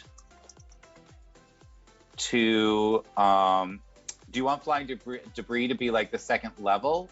Or okay, so flying debris. What I'd like to say is, let's say small flying debris first. So it's more of an inconvenience. Maybe it hinders targeting, things like that. Actions or limits range and stuff like that. And small flying debris. And then that will increase to let's see. Larger flying debris will cause damage if someone is out in the open. Yeah, and then like level 5 is like tornado arrive. So level 4, I feel like that's when we can introduce some lightning. Yeah, lightning bolts. So the storm actually appears, and then level 5 is when the tornado actually comes down. Yeah. So lightning, sabers getting thrown around at level 4. And like 5 is tornado. Lightning damage, lightning damage, and 5 is tornado appears. And essentially at that point, I feel like sort of like if you get to the tornado point, the town's pretty much doomed at that point unless you can stop the genie. You know? Town is doomed. Doomed. And so that's a pretty great mechanic for this climactic fight. Yeah. Let's see. What has the list? All right, so is all of chapter 3 just going to be trying different ways to get the djinn to stop? I think chapter 3 is just the climactic confrontation with the djinn, and so whatever ways your players are working through. Okay, so let's put that in now. How to stop the djinn. All right, so 1 is defeat in combat. That's pretty straightforward. 2 is going to be find new love, and then I feel like that's absolutely yes. There is. Let's see. What would that be? Because I want this to be a situation where it's not somebody being forced or pretending to be in love with the djinn to save the town, because that's a whole other form of enslavement then. But actually finding if there is we could absolutely make it that there is somebody in town who actually is in love and the djinn was in love with this other person. Okay, so we've got a much more complicated love spiral that could work. We could also do it if you do the PC romance option earlier, then that could come through here if the character is on board with the djinn. That could short circuit this. So as they're going through chapter 2, if that the djinn's obsessed with this other person, but if this person is sort of on a regular basis trying to catch the djinn's attention, then... or if the djinn goes with that kind of fake dating into real dating thing of fake being with this person to try and make them jealous, and having that possibly develop into something real, etc. That could be a Fabulous. Thing. Djinn therapy, where you kind of just talk the djinn through its bad breakup and Absolutely. Hey, absolutely. I get it. It sucks. Also, it's been 120 years and it's not a great reason to destroy a town and ruin a bunch of lives. And I'd love for there to be something in, oh my God, yes. In the archives, there is a letter that was the final letter that the founder wrote to the djinn, and it was all about how, I'm so sorry that we broke up. We never need to know what happened, but I'm so sorry that we didn't work out, but this town is kind of a symbol that this worked once, and I hope it remains an enduring we could absolutely do that. I was thinking that they had a huge fight, and because the djinn was super petty, they just left. And that there's actually this note is I still love you. I love you so much. And you left before I could tell you that I still love you, and that will be the thing, that note could absolutely be the thing that just breaks the djinn's heart. And absolutely. and the healing can start. That's great. Do we want to put that as like a fourth thing? Like Yes. Jin therapy is separate from like this There's like this old love letter. no love letter from founder. Oh, and it could be either in the archive or it could be in the possession of the person getting married. Yeah. And it's been this thing that keeps getting handed down, like the wedding, like there's a whole wedding Yeah, set. like if this Jin shows up, you're supposed to hand this to them, but the Jin never introduced themselves, Right. like never gave their name or anything or explained who they were. So like no one knows they're supposed to give this letter to him until Act 3. Wedding party has letter, but Jin won't shut up long enough. Yeah. Jin won't, like, shut up long enough, won't explain who they are. Like, yeah, like it's just so pissed off and everything. I love that. All right, so we've got our heroic ending. mhm. We have got our rom-com ending with the PC or the NPC romance. We have got our art film ending with the Jin therapy, and we have got our like tragic Hallmark romance channel. ending. Like, yeah. this is absolutely our Hallmark Channel ending. Here, there. This is, oh my god, this is a Jin for Christmas. Hallmark.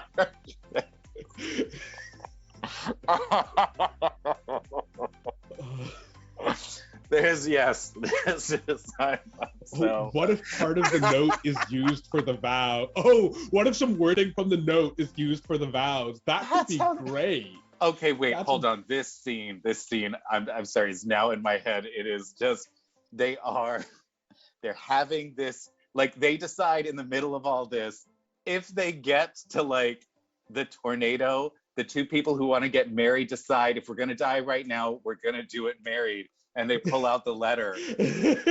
And that's the vows that every generation is given. And it's like, oh my That's god, incredible. I love that. Yes. Oh, so yeah, B for the for 4B, the wedding vows are from the letter. From the letter.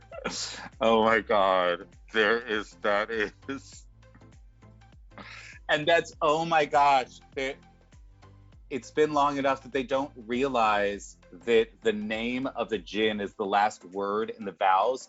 They think that it's just something, it's like a blessing from their ancestor or something. So that it's this beautiful, like it's this long word that nobody recognizes. And they're like, oh, this is a thing. And suddenly that's when the Jin stops and they're like, what? Why did you just say my name? They're like, wait, what are you talking about? This letter is addressed to you. Like, oh my god. That's incredible. And then like Okay. reward, I think like there is a treasure reward, like as long as there's a happy ending to this, and if the Jin gets any of the three that aren't defeated in combat, it helps rebuild the town and repair the damage it's done. It's kind of, I'm really sorry about this. Oh my god, you created a fabulous protector for the town. I would love it if at that point, like, the Jin becomes like, you know, a protector of young love in the town. You know, like it becomes, oh my god, it becomes like the Yenta of the town. It's the matchmaker. Oh my gosh. Yeah, so for like reward depends on nature of ending, and then anywhere from like some treasure and thanks for saving the town to the Jin helps rebuild repair the damage it's caused as an apology, and becomes like a guard, and at the best case scenario it becomes like a guardian of the young love and kind of a matchmaker in town. If Jin survives, all right, if Jin survives, helps now, well, so rebuilds town even better than before. If a fabulous resolution happens, the djinn will become a protector. And I would say something like that enchanted object, that bracelet, becomes part of the reward too. That they give that to them. Does that make sense? Yeah, that makes sense. All right, so then, and piece of jewelry becomes part of the prize. Oh, if the djinn dies, it's just because we could absolutely use, like, you know, a ring of air elemental command that looks like initially it's just like, you know, how like it develops as you do things for it, you'll reveal its true power. That it could just be like a ring of feather falling or something like that that was there to protect their original love, you know, if they were flying or something like that, you know, and got dropped, something that would totally make sense. And then if there's a good resolution, then the djinn will actually reveal its true power as this incredibly powerful, you know, ring of elemental command. Mm-hmm. Yeah, that becomes if the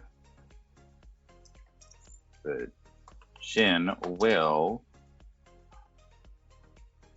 reveal the true power of its ring or bracelet or whatever. Bracelet. All right, cool. There is now, if the djinn dies. Mm-hmm. If the djinn dies, I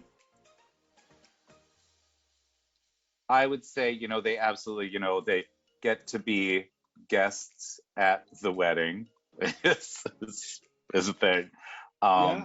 Receive the jewelry as a gift, but it is not revealed to be that powerful. Because we like, you know, we like interesting endings that don't necessarily mean that everybody has to die. So oh my gosh. Okay. All right.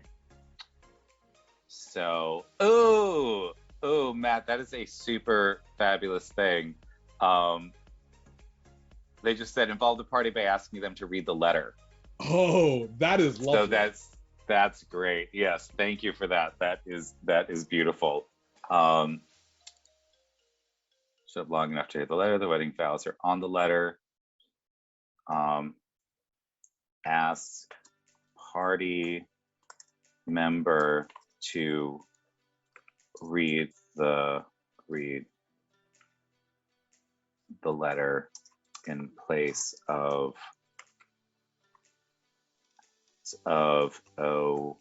officiant. All right, cool. So I feel like, okay, what else do we need to deal with in chapter 3? So djinn starts destroying the town. Here are the ways to stop the djinn. I'm gonna add another one, which is gonna be keeping the people of the town safe. Mm-hmm. So part of the battle will be helping, and I could absolutely create like a battle map in there that is like sort of the town, and there'll be different places where people are hiding that you have to gather and get them down into the archives. Mm-hmm. That works really helping townspeople get to the archives from their hiding places. Yeah, so if the crux is that letter, then they could find the letter in the second act. If they explore the archives, they, you know, could find the letter in the second act if they are like going through like maybe the dowry or something like that, if there is, or like one of the people who's in the wedding, like if they like sneak into their room or something like that, to sort of see what's going on, like whatever that is, and find it on like a bedside table. And then in the third, if they don't find it, then they can absolutely, then the wedding party will be the ones that have it for some reason. So there's plenty of ways to get that going. All right, cool. I feel like that is a super legit third act where there is a lot going on. You have to figure out things. There's a million different ways to resolve it. The danger is escalating, all the time. I love this. How are you feeling about it? I really love the third act. I think we have a pretty solid first act. Like, it's simple, but it'll kick things into motion pretty nicely. Yeah. Well, and I do like that for first act. I'm totally okay with it being a little railroady, all that kind of stuff, because especially if this is like at a table where people aren't necessarily like adventuring with each other all the time. Yeah. It's a great time to really get to know each other, do some fun role play, figure things out, get comfortable with each other, and then second act, it'll launch it launches into the meat of the adventure really well. Yeah. So I think that's really solid. I like it. Hey, I want to check in with chat. We've got 1 hour left to get this thing all pulled together. How do you think we're doing so far? Hey, chat, how are you doing right now? Let's do a little check-in. Well, good. I'm glad. I'm glad you think this is going to be super fab. I agree. Hi, Eli. How are you? So yes, I think I think we're right on track.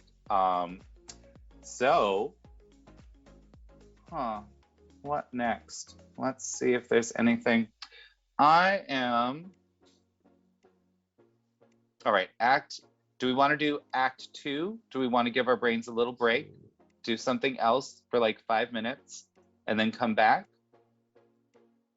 Or do we want to jump in? I'm good either way, I think. I'm on board, go back up to act 2, see what we can do to expand it, and start expanding it out. All right, so the end of act 1, we're in a cave. Jin has just appeared. Monster's been defeated in whatever way the monster's going to be defeated. There is they recognize this piece of jewelry, and they are like curious. Let's make that explicit in here. All right, so it's not something jewelry is something that Jin loves because they gave it to the founder. And let's use proper English because that's fun. The Jin is trapped in one of the potion bottles. All right, cool. So there's that. And all right, so in act 2, and I feel like this is always the hardest part, at least for me, of an adventure, is figuring out how to get from act 2, raise the stakes, get the rising action moving all the way into act 3 so that it flows nicely. Yeah. Let's see. So my instinct is to go, this is a reasonably open act 2, in that you have like a prompt of the Jin going, you have to help me get my beloved before they marry this other person. We haven't like decided on genders or anything for any of this, but like, you have to help me get my beloved, and kind of try to rope the adventurers into this, explaining their side of the story of like, I came back here because, I lost my beloved here so long ago, and I came back to visit this town I so loved, and I met this new wonderful girl, and then I learned that we fell in love with each other, but she's promised to another, and I must fulfill, and then I was trapped in this jar by her jealous betrothed, and you must Oh, help me absolutely. woo her back before she makes a mistake and marries this person, or they make a mistake and marry this person. I love that. So, all right, so let's start with Jin explaining the situation. That's the top of round 2. Jin gets their moment in the sun, right? They get their hero monologue. They got their hero monologue. They explain their understanding of it, which is like one part self-serving and one part they genuinely don't understand what they did wrong. They're convinced that they're just in the right here. Obviously, everything they did was reasonable. Truly, oh, absolutely. Truly believes that they are in love with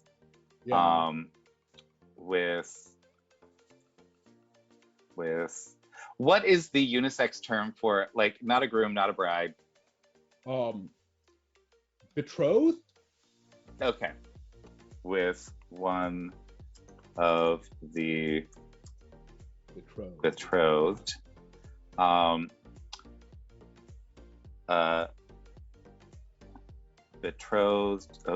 now I can't write. Betrothed is, according to the Jin, then this is where I would, like, I feel like this is giving the DM a whole bunch of fun stuff to do. Is like the Jin will actively be like saying, this person is being forced into marriage, and then there's a moment where the betrothed is like, I'm not being forced into anything. Yeah. You know, like, this is, let me clear this up for you, please. You know? Yeah. Claims like the betrothed is like being forced or doesn't know that the Jin is still around, or like something like that. Like, well, I like the being forced because that paints this villainy, which can then be revealed not to be villainy later in the story. There's so betrothed is being forced into marriage by, and the person that they're marrying is like some sort of powerful wizard, you know, like someone who is like in the town that helps, like, I don't know, a druid or a wizard or something that helps, and that's why they would know the spell. I like the idea that the fiance isn't actually a spellcaster, but the Jin is convinced that they're a powerful wizard because they tricked them into the bottle, and therefore they must be a powerful wizard. There is no way they got tricked into the bottle for like the 3rd time in the last century by just some dude with a trick that wasn't even very good. No, I'm a farmer, dude. Like, what? What's going on here? He's insisting that this is secretly a powerful wizard who must have something nefarious planned. Well, that's another, I love that, because then that's a story hook that will lead them down into the archives. Like, they have to figure out who this wizard is. Yeah. You know, like now what they could have he have to. Planned? Yeah. Yeah. There's okay. It's all right. The betrothed is being forced into marriage by a powerful wizard. I think so. With the tone of chapter 2 and 3, we might need to do a small edit to chapter 1, in that, like, the Jin showed up and instantly tried to murder the spouse might be too dark for the tone we have later of like what this is like. For like, it might be, you know, he showed up in kind of the guise of a person, tried very unsuccessfully to woo the betrothed, and then like got in an argument with the spouse, threatened them, and revealed themselves as a Jin, and then got tricked into the bottle. When like they like, this was more kind of posturing than like threatening to murder someone, and keeping it relatively. If the Jin came back a year and a half ago, it could absolutely be that the Jin tried to ingratiate themselves to the betrothed by like helping the couple, and was like completely screwing with this other guy, right? Or this other person. And and then when finally it became too much, that's when they got trapped in the bottle at that point. So that they wouldn't screw up I feel like it's like the wedding is the thing. The wedding is the trigger. When it was announced that these two were going to get married, that's when things popped off. Like, so he got trapped like immediately after the engagement party, basically. Yes, and he like They're engaged? Absolutely not. And gets in this storming argument with him and gets trapped in a bottle. In that situation, okay, then I definitely want some. Hold on, let me get that in there, and then there's some foreshadowing that I want to do. They're trying their way on, and all right, so we're gonna change this up. So we've got left for 120 years. Jane came back about a year and a half ago. They do not try to kill the potential spouse.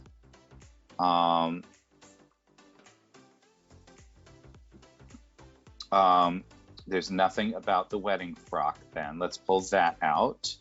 Yeah. Spitting image. Jin falls in love again. Tries to ingratiate itself to the betrothed by being a kindly guardian while completely sabotaging dates, all like that's sabotaging the relationship. Yeah. with like weird wind blasts and different things happening, you know. Yeah. I feel like being kind of guy while completely sabotaging dates with storm powers. Betrothed. Let's switch like shift this to shifting into a betrothed. cat or whatever and pretending the rival like just kicked this cat in the middle of the road and is like Oh my screaming God! and pretending to be injured. Like, We do not condone animal violence, but Yes. this is not animal violence. but this is not animal violence. This is framing someone for animal violence. Right, that's right. All right, betrothed and engaged to marry another. All right, so tries to ingratiate. When betrothed and engaged to marry another, Jin tries to destroy the engagement ceremony. Yep.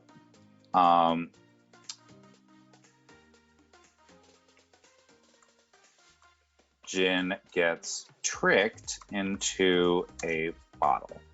There we go. I feel like that's good. Now, the in Act 1, I think that it's going to be important. Adventurers appear for the wedding. They notice a huge amount of storm damage still apparent.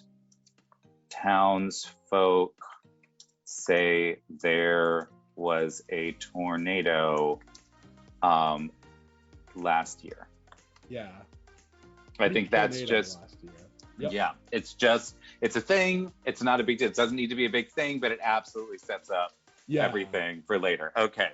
So I feel like that's fabulous. I feel like we've got some actual compelling characters. We've got like some cool things going down there. Let's see. All right, so a lot of tornado damage. Monster appears looking for food, drags it off into the woods. Adventurers are asked to take care of that. Yep. They get to the lair, get rid of the beast. They find all the stuff. The Jinn pops out. And that's the end of chapter 1. Chapter 2, Jinn has their hero monologue.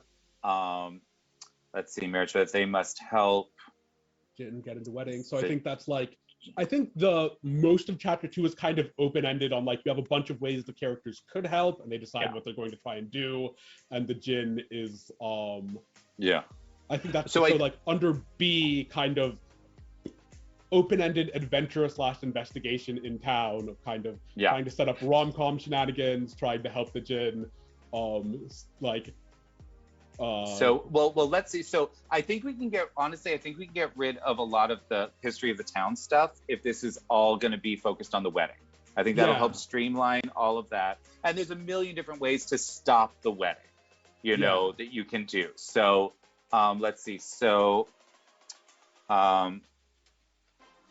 help Jin stop wedding. I'm going to, no, what's going on here? There we go. Discover history of, so one way would be to discover the history of the town and destroy reputation of groom or of fiance. Yeah, of fiance. That'll get them down into the archives, and that's when they discover, and it could absolutely be the djinn just assumes that like there must be something terrible about this person. Yeah, discover the history of the town. I feel like you can just put in some kind of like get the djinn new clothes, or like make the fiance look like steal the fiance. So a common thing at Indian weddings is that the bride's family will steal the groom's shoes at the wedding and then ransom them back to him for like hundreds of dollars.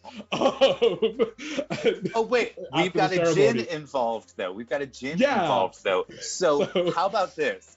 Steal the fiance's shoes and enchant them with the wind so that the fiance has to run from the wedding. Like, can never stop running. Like, I feel like that ties in. All right, so steal fiance's steal it, like sabotage his shoes. So that he, so steal fiance's shoes. Spread rumors that he has cold feet or something, like that he's about a ditch or something. Yeah. Then enchants them so the fiance runs away. There is, all right, and then there is, so rumors, because that's absolute a whisper campaign. Absolutely. What is something that would be like, so like, I think we should target a person instead of like a group. So let's target the officiant. What is a reason that the officiant would just refuse to do the wedding? Let's see. Claim that the officiant like isn't actually a priest and has been faking it the entire time, so they need like enough of a rumors that people wouldn't want them to officiate. They have to send for someone else to delay it by a few months. Oh my god! There is officiant isn't qualified. They need to get someone else. Claim the officiant is a djinn in disguise. Yes. Claim the officiant is a djinn in disguise. Claim that the entire in disguise and must be destroyed. Like, that's a sort of a little darker one. But if the players are going to take down the djinn with combat anyway, like that might be a line. There's claim the officiant is a djinn in disguise and must be destroyed, and then maybe the town like runs them off. Yeah. And the wedding can't. Oh god, claim that like all the food is infested with monster eggs, so that the like from whatever attacked in Act 1, so the entire wedding has to be delayed while everything is destroyed and recooked. Oh my god. Just straight up sabotage a bunch of the materials that are going to be going into like setting everything up on the day. Absolutely. Like unleashing weevils or moths into wherever they're keeping the fabric for like the stage decorations. God. All right, hold on. If that's the thing, then what we need to do is the adventurers are not here for a wedding. The adventurers are here for the rehearsal. Yes. And that way it gives them time to actually, the wedding is the next day. The wedding's in and they'll have time. A couple days or whatever. And then let's see. Must be destroyed. Set up a meet cute for the djinn and the betrothed, and it just doesn't go like whatever happens. The djinn thinks it goes great. It's very obvious to the characters that it didn't. It is terrible. There is I think so that would be trick the bride or trick the betrothed into into like a picnic meeting. Yes. There's a suggestion in the chat that I like, which is a campaign of superstition. So like fake a bunch of bad omens. Like sour the milk of cows, or like I love it. There something. is.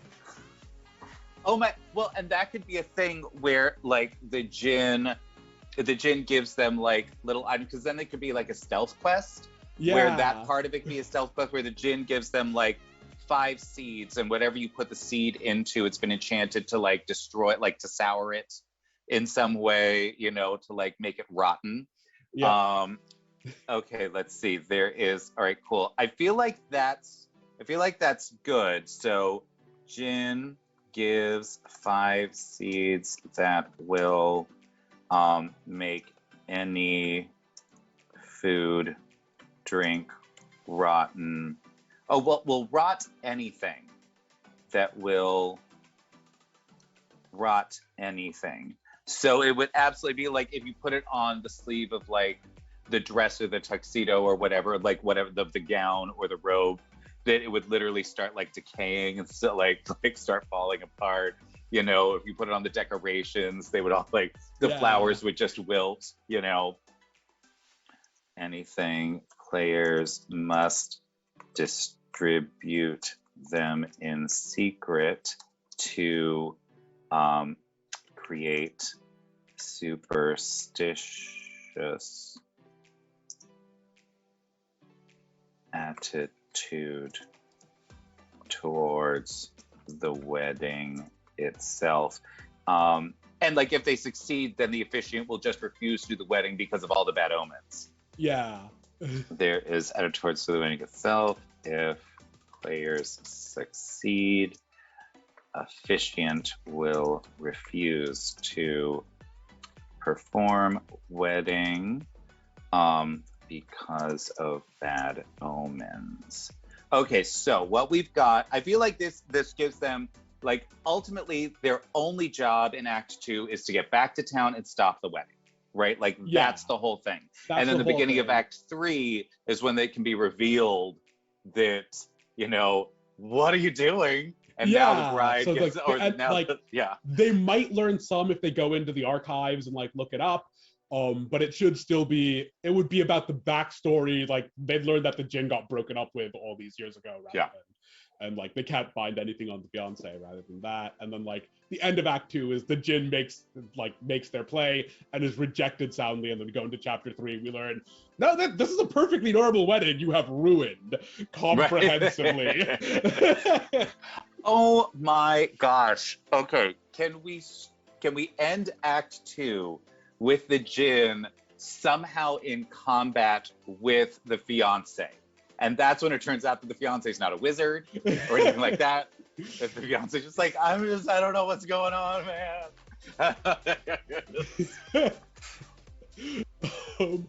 I think see. that would be. I think it's possibly like the Jin challenges the fiance to like, I will fight you for the betrothed hands, and the fiance is like, no, what? I don't know how to fight people. Right. Well, also that's an opportunity for not only for the fiance to say something, but for the betrothed to be like, let me clear something up here. Yeah, and let me clear something up here. With this, yeah, no, I don't care if you fight my fiance. We're not.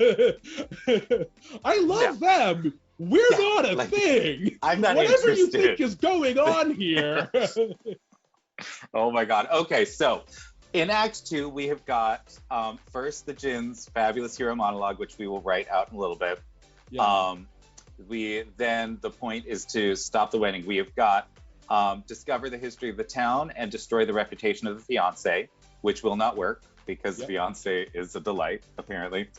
Steal the fiance's shoes, enchant them so that fiance literally runs away.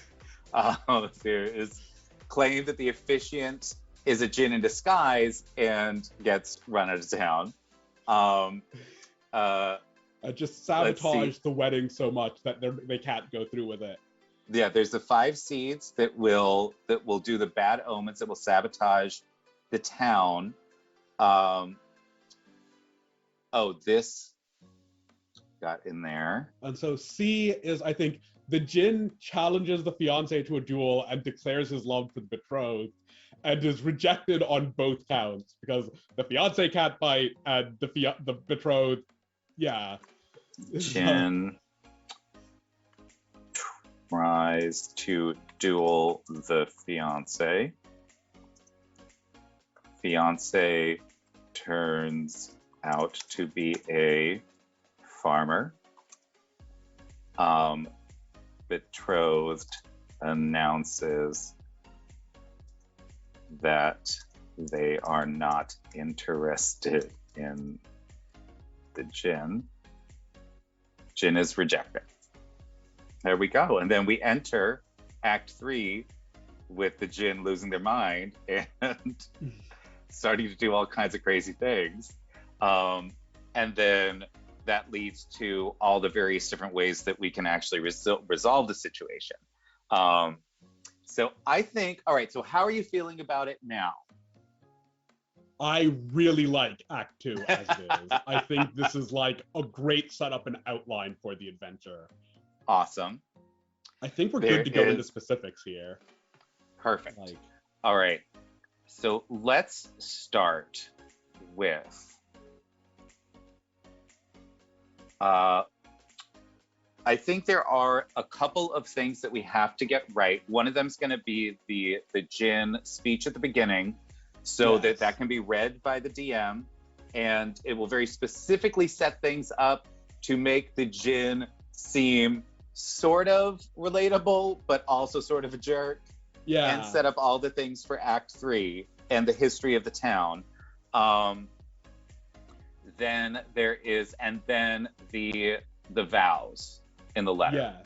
I think we're going to need to set that up. So why don't we start with the hero's monologue at the beginning of Act 2. There we go. All right, so hero monologue. I think, I'm going to reduce the amount of this font because otherwise it's going to take up 15 pages. All right. I'm going to draft, let's see. All right, so first of all, what is the voice of the djinn? Is the djinn like an archaic creature, or is it modern? Does it transform itself? I'd like to think like it transforms itself, and my mental image is kind of bombastic and very dramatic. So it's not necessarily archaic, but it is kind of big sweeping gestures and enormous declarations and exaggerations. You know, brave heroes, thank you so much for freeing me, but you must help me. My beloved has been betrothed to a scoundrel. Something like those lines. Yes, brave heroes, thank you for a thousand unshackling my bonds. 1,000 thanks. At the hands of a horrifyingly powerful wizard. Brave heroes. Yes, 1,000. Oh, how about this? An eternity of gratitude. May the heavens rain thanks down upon you. May the heavens rain blessings down upon you for freeing me.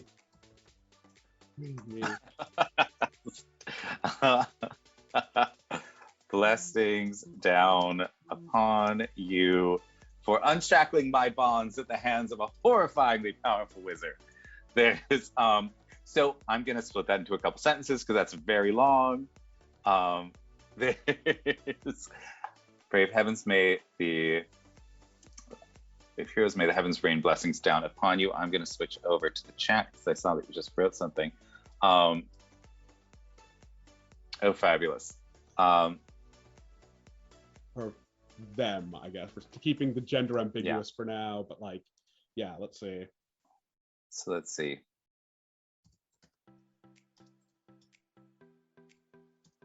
You have unshackled, or you have unraveled the bonds that held me in that minuscule prison. Yes. Let's see. You must help me. A terrible wizard has enchanted my beloved and plans. Well, you actually send this to me in Discord, so that I Sure. can copy and paste Absolutely. that in there. And That then would be fabulous. I'm thinking like I returned to this village after a century and the loss of my beloved, and the loss of my beloved. I had no idea I would find love anew, but alas, before I could declare my intentions, my beloved was bewitched by this scoundrel sorcerer, and when I Right. confronted them, they trapped me within the prison from which you have now liberated me.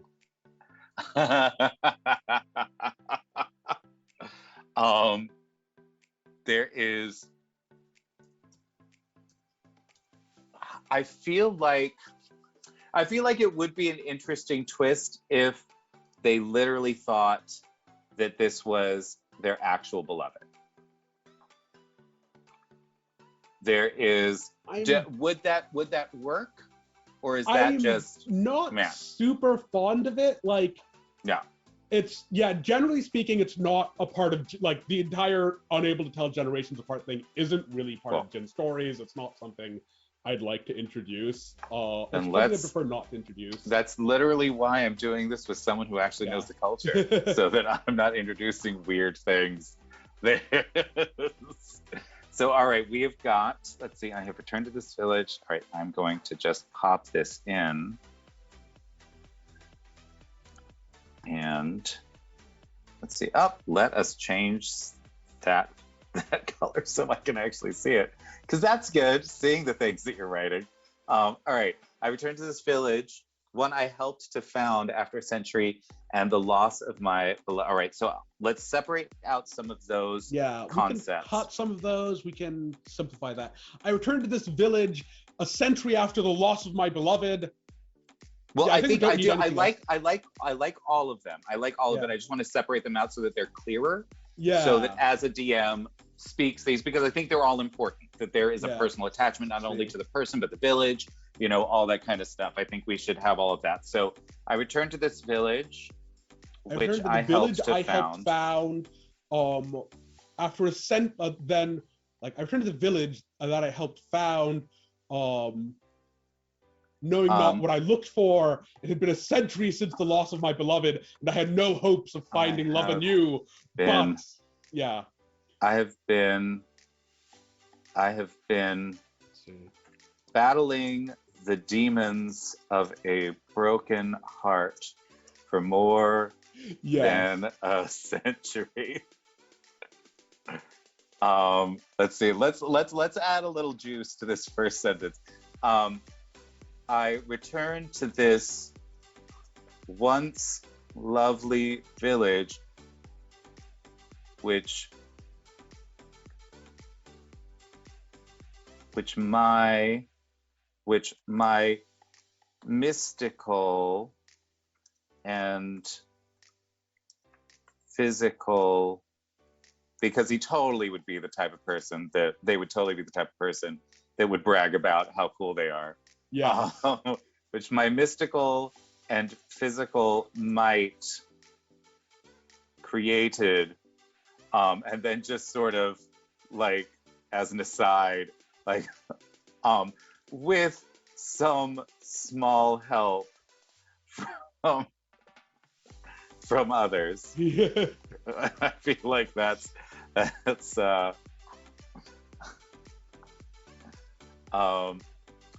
I have been battling the demons of a broken heart for more than a century. When I returned, let's see, I had no idea if I was to find. Who could have known? Who could have known I was to find love anew? But alas, let's separate those out. So I could have found love anew, but the heavens smiled upon my shattered heart, and before me I saw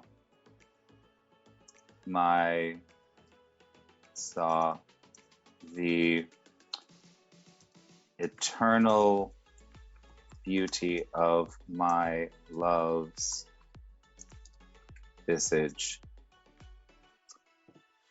Alas, before I could declare my intentions, my beloved was bewitched by this scoundrel sorcerer.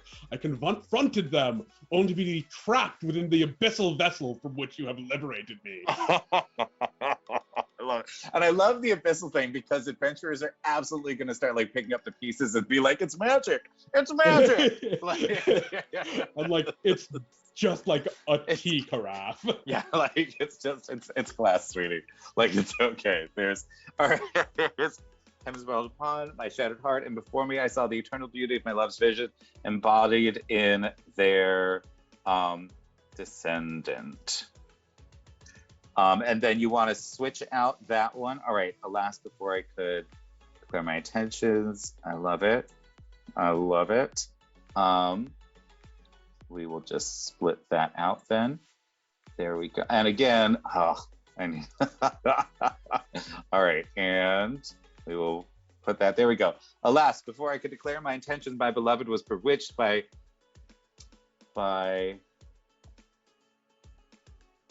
a scoundrel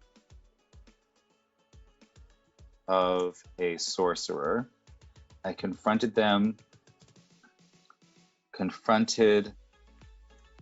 this scurrilous, I think that's how you spell that. It is not, I am wrong. This scurrilous deceiver,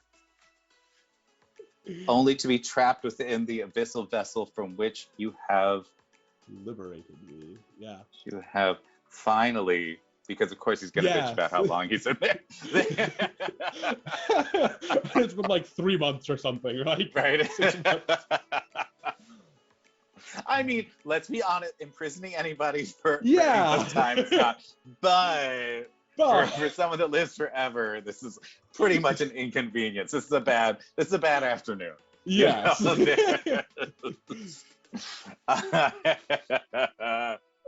Oh my gosh, I love it. I am okay. So, brave heroes, may the heavens rain blessings down upon you. You have unraveled the bonds that held me in that minuscule prison. I returned to this once lovely village, which my mystical and physical might created, with some small help from others. I have been battling the demons of a broken heart for more than a century. Who could have known I was to find love anew? But the heavens smiled upon my shattered heart, and before me I saw the eternal beauty of my love's visage embodied in their descendant. Alas, before I could declare my intentions, my beloved was bewitched by a scoundrel of a sorcerer. I confronted this scurrilous deceiver, only to be trapped within the abyssal vessel for which you have finally liberated me. Let's see. Now we have to give the call to action. Yeah. You must help me to stop this wedding. Abomination of a wedding. I cannot confront them directly. But if I can declare my love, if I can declare my love before the ceremony finishes, I'm sure it will break the spell. Right. I dare not confront them directly in my, let's call it weakened state. But if I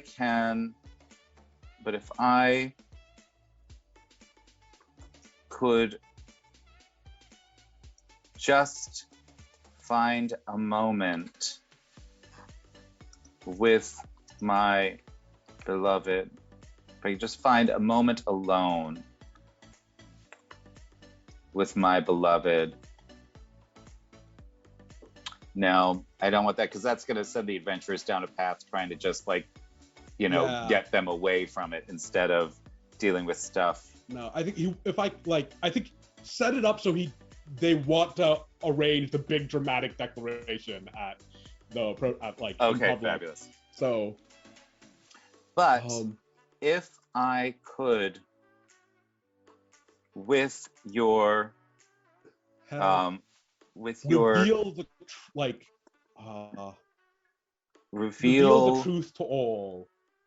Oh, yeah. So, um, if I could, with your help, with your magnanimous help, Yeah. magnanimous help, pull the sorcerer's scales from the eyes of all those present.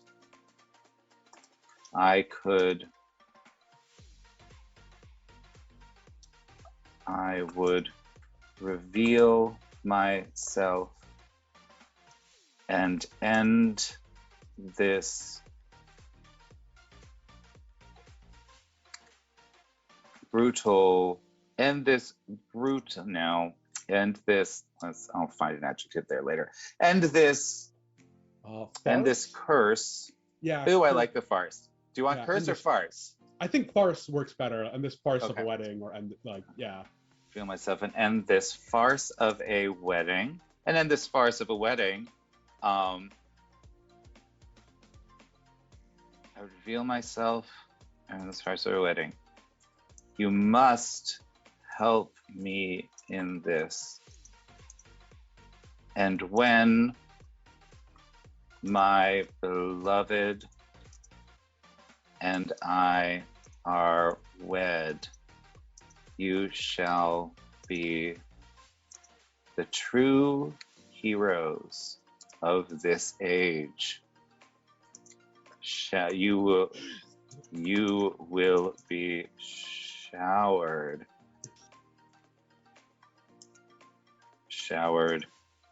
with gifts and accolades for decades to come. Yeah.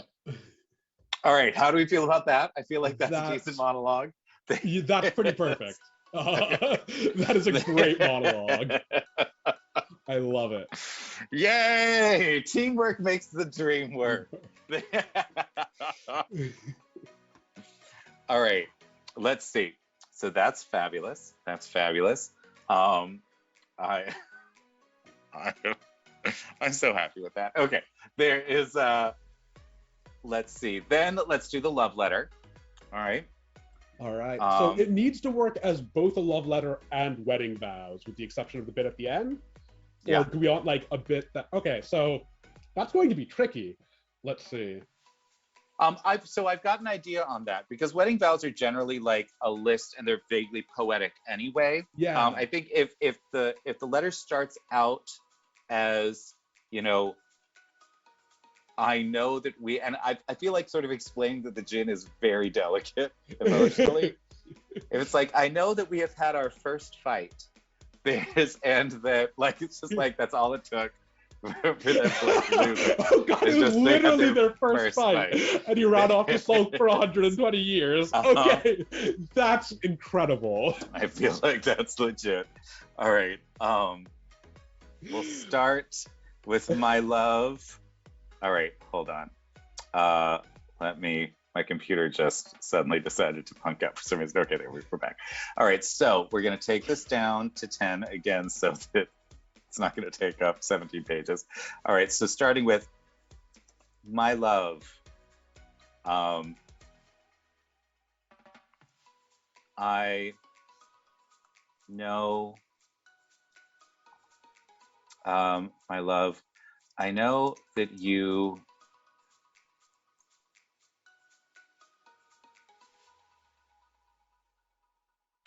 my love, our very first fight has devastated me as I know it's devastated you. Yeah.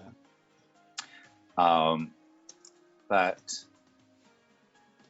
My love for you is, and I feel like they would appreciate like the sort of grandeur of the language as well. So I feel like this would be sort of in Yeah. a similar tone. Um, but my love for you still burns Still burns brighter than any star. brighter than. Oh, and this is when we can get into that sort of rhythmic vow thing. Yeah. Um, but my love for you still burns brighter than any star, brighter than the moon, brighter than the sun itself. Um, I will sing your name to your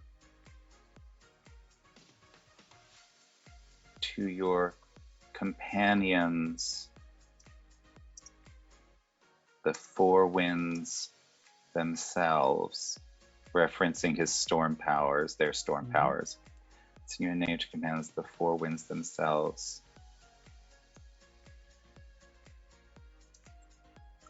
I love your strength. I will sing to the north wind. I love your heart. I will sing to the east. I love your beauty. I will sing to the south. And I love your passion. I will sing to the west.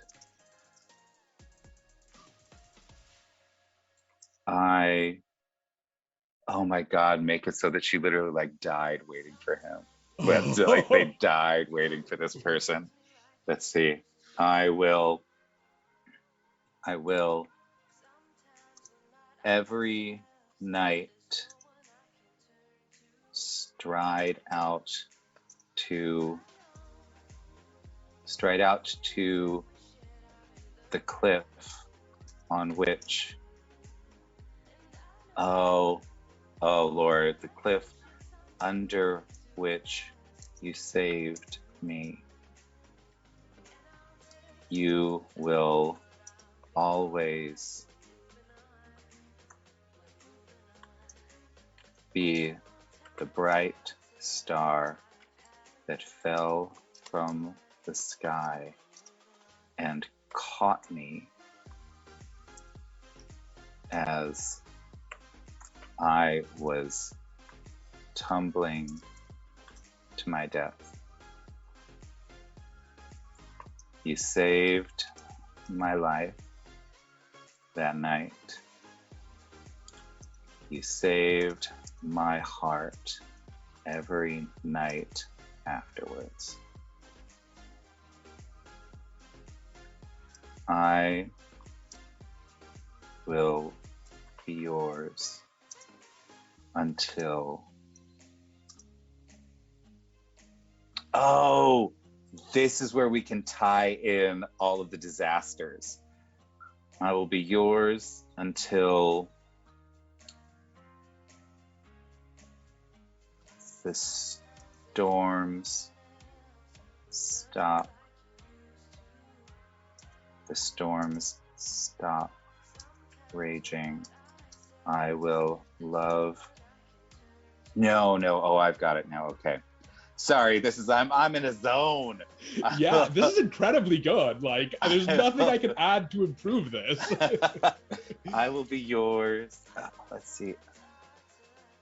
I will love you with the power of a tornado.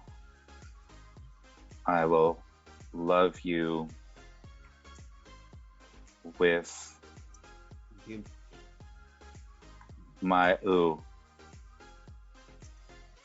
My love will shine like the lightning. Yes. My love will carry you towards the future on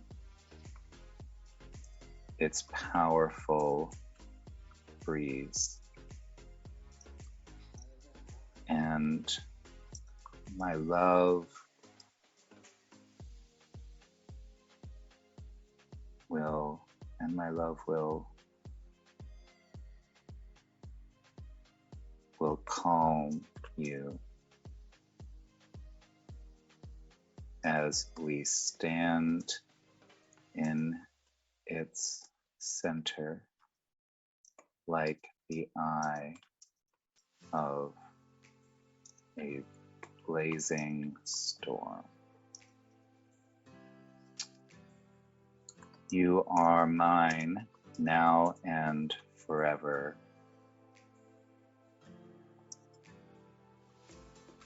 Each night my last word will be your name. What's their name? Oh, okay, let's see. So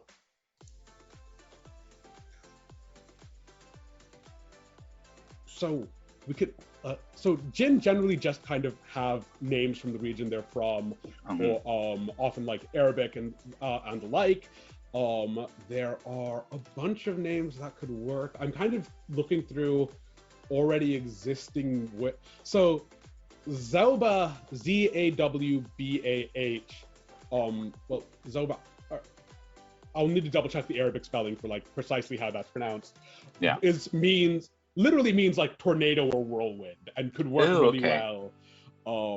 So it's Z-E-W-B-A-A? Z-A-W-B-A-H or Z-A-W. Let's see. So it was Zalba? Yeah, let me just put these in the Discord chat. Awesome. There is an academic I follow on Twitter who writes about Jin a lot, and so I'm just, oh, nice. Yeah. Grabbing a name. Let's see. There we go. Zaba or Zaba. Okay. So those are both just in the chat, or in the Discord thing. So for use, which I think literally means tornado. It's the name of the Jin king of Venus, associated with storms. And like there are a bunch of Jin who like are believed to be like kings of days of the week for planets in the solar system and stuff like that, or associated with those planets. And so that is one of them, and I think it works well as a name here. Yeah. What is the phonetic spelling? So I'm going the za. Let me see it. No, that's the wrong thing. Zelda. Would it be Z-A-U? Let's see. Zauba? Yeah, Zauba. So the apostrophe is the ayn sound in Arabic, which does not exist in English, which is an issue. I'm having some trouble with that one. Yeah, so just Zauba, putting in just put an apostrophe, and people pronounce it how they pronounce it, of either before the A if you have one A, or between the two A's if you have two A's. I think two A's, Z-O-W-B-A apostrophe A-H is going to be the correct phonetic spelling. So Zauba'a. Yeah, or I think International Phonetic Alphabet. It's on the chart somewhere. I just don't remember where. All right, let's go over the letter real quick. Make sure that there's nothing weird that we're gonna need to change. All right, so my love. Our very first fight was devastating to me, as I know it's devastating to you. But my love for you still burns brighter than any star. That is the wrong word there. Than any star.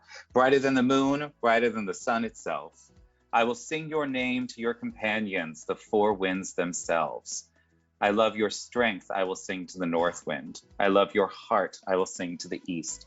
I love your beauty, I will sing to the south, and I love your passion, I will sing to the west. I will every night stride out to the cliff under which you saved me. You will always be the bright star that fell from the sky and caught me as I was tumbling to my death.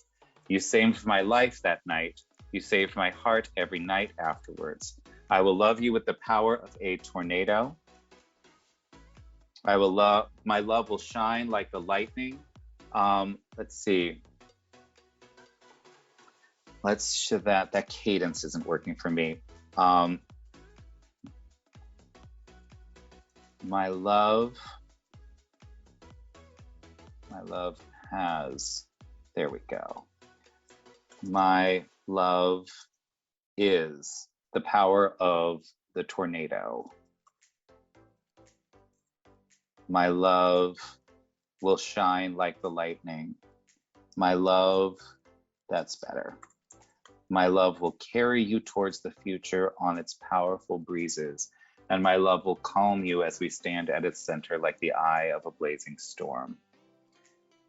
You are mine now and forever. Each night, my last word will be your name, Sabaa. And then as soon as they hear their name, then everything sort of falls apart, and they realize they're being a dick. Yeah. All right, I love this. I absolutely love it. Yeah, this is gonna be so. I love that this is the first one, and it's just like this is awesome. Setting a high bar for everyone else. Hey Matt, get ready for next week. Oh my God, makes me so happy. All right, cool. So, I think that this is absolutely an adventure that we can create that will be absolutely excellent and that people will love playing. I'm going to do one thing here, which is take everything back down to 11. So it's not 17 pages long anymore. There we go. Oh, wow. That's okay. That's much better. All right. We're just going to do this. Just all of the deleting until there's just a couple pages. All right. Let's see. Now we have got perfect. We are where we need to be. So here's the plan. I'm going to take this to an artist. What are the things that we want? What's the art that we want? Obviously we want so we want at least a one cover. About we probably want like the wedding of like dancing weddings are pretty spectacular. You could do a lot with like a big colorful scene of the wedding as envisioned, and possibly like the wedding ruined of like Zabaa making at the start of chapter 3 with like stuff that's been sabotaged everywhere. And do we want to make the wedding like the giant colorful cover? Yeah, that works really well. Yes, I love that. Wedding as a cover. So let's do cover is wedding with people freaking out. Yeah, I feel like that won't give too much away, but it'll be an very interesting cover. We need a title. I kind of like a stormy wedding, which it's short, it's to the point. It tells you what's going to happen without really telling you what's going to happen. The stormy wedding. I love it. And all right, so the other pieces of art. So we've got cover, wedding with people freaking out. Inside, we definitely want Sabaa. And inside, and I'll contact you, and I think it is a good idea if we do a stat sheet for that monster. I think that'll be fabulous. And then one other thing, what would be another thing to put in there? So you could do insert art of like our 3 principal characters, like the betrothed, the fiance and Zobata as like, because they're kind of the principal people in this. Sure. Um, Inside. then- So I'm gonna do different options for inside instead of deciding right now, because I also want to leave some of this to the artist. So 3 principals, betrothed, Beyonce, and Jin. And I think one other might be the letter, the love letter. Yeah, Having that as could be being like great. a handwritten thing. Yeah. Love letter. All right, awesome. I love that. So we're gonna get in touch with our artists. They are going to create a bunch of beautiful stuff. Once that happens, we are going to then format this, put in all the legalese so that it can go anywhere. The thing we need to know, do you want to go DM's Guild route, or do you want to go Drive Through RPG? Because if you go DM's Guild route, you can't put it anywhere else. Yeah. Whereas, so which one are you thinking? I'm good with either. I think DM's. I'm good with. Let's see. Do you guys have a preference at? Generally, I like doing things in Drive Through RPG just because then it gives more agency to the creators. Yeah. To move stuff around, because technically Wizards suddenly, I think if you put it on DM's Guild, then Wizards like owns the IP. They partially own it. You put it on DM's Guild if you want to use stuff that's not OGL, or if you want the marketing from it. And the question is basically, do we want the marketing from it? Which I don't like. We've got the entire program, so Drive Through RPG should be fine, and then it can, I mean, I feel like if you just title it different things, you could literally put it on both, and then you could absolutely be playing a little fast and loose with terms of service. Yeah, a little bit. I would prefer not to take I basically prefer not to kind of play loosey goosey with a contract now. Because there are definitely people I don't want to annoy with doing stuff like that. Yeah, WotC will come after you. I don't think they will, because you can just kind of reskin it and put it somewhere else. But unless we are putting it specifically in the Forgotten Realms or in an IP place somewhere where we need to put it on DM's Guild. Yeah, I think Drive Through RPG is the best, because then it can also go out on Twitch, and there's a couple of other emerging platforms too that would be good. So yeah, I am. Oh my God, thank you for being the first one. Yeah, this is incredible. I absolutely love this. I love it. This makes me so happy. I want to thank everybody in chat for being here with us, helping us. Thank you so much for the suggestions in chat. It's so awesome to see the community just yes, we want to create stuff. Let's create fabulous stuff. So what I would like to do is actually, once this is all sort of finalized, pulled back together, and formatted, I would love, if you want to DM this on our channel. Absolutely. I would be on board to run this for the chat. If you want to come back and absolutely come over and do this, I think that would be great. So my guess is it'll be about 4 to 6 weeks, so that the artist has plenty of time to get their stuff done. The formatting has plenty of time to get its stuff done. But I will send you a note and you'll be back. And hey, I think it's time to give away some dice. Who wants some dice? I hope everybody does. Do you want some dice? You should sign up. Sign up for dice. I'm pretty good I have an enormous amount of dice. You heard him, people. You heard him. He's got enough dice. So just go steal all his dice, and then he'll enter the raffle. I'm just scrolling through and seeing if there are any questions I missed. Yes, there is. Anybody, any questions, any comments, any concerns? Do Jinn believe in reincarnation? So Jinn have free will and can believe what they would like. Generally speaking, not really. Islam definitively does not believe in reincarnation by almost all, I believe, all interpretation of theology. Maybe there's some interpretation I'm missing, but Islam definitively does not believe in reincarnation. As a result, by and large, Jinn also like Jinn also largely don't believe in reincarnation. Let's see. Other ones. Oh, what was the other pitch? Which is up here from Clunch.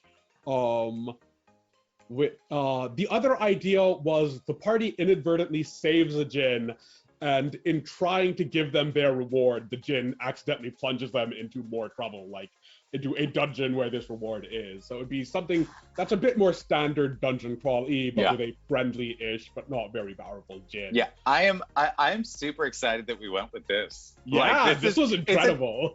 It's an interesting story. It's got legs. There's some fun twists in there, all of that kind of stuff. So I think that was a glorious choice. And hey, Lando, I think everybody has signed up for dice. So let's do this thing. Let's do some fabulous dice giveaway. Who's it gonna be? Who's it gonna be? Who's gonna win? I'm so excited. I want to see who's it gonna be. All right.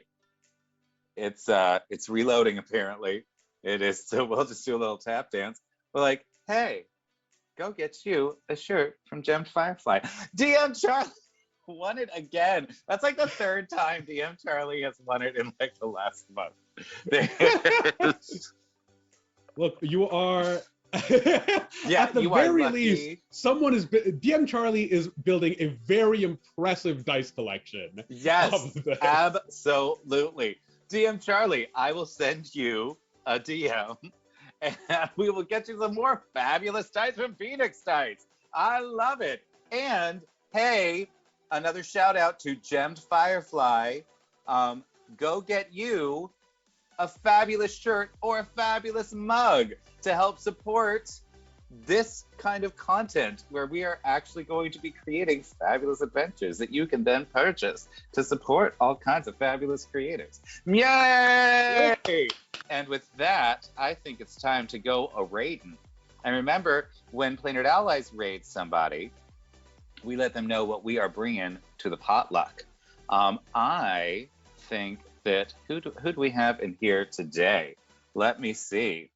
I think we don't have anyone in our stream team. We're part of the Rolling Together stream team, but we don't have anybody from our stream team currently streaming. So what I am going to do is, I think because we are creating art, let's keep that going.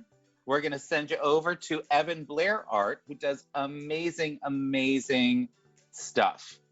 He is a fabulous visual artist, takes a lot of suggestions from the audience. So let us head over there. So not only can you help create an amazing adventure today, you can help create a whole bunch of fabulous art as well.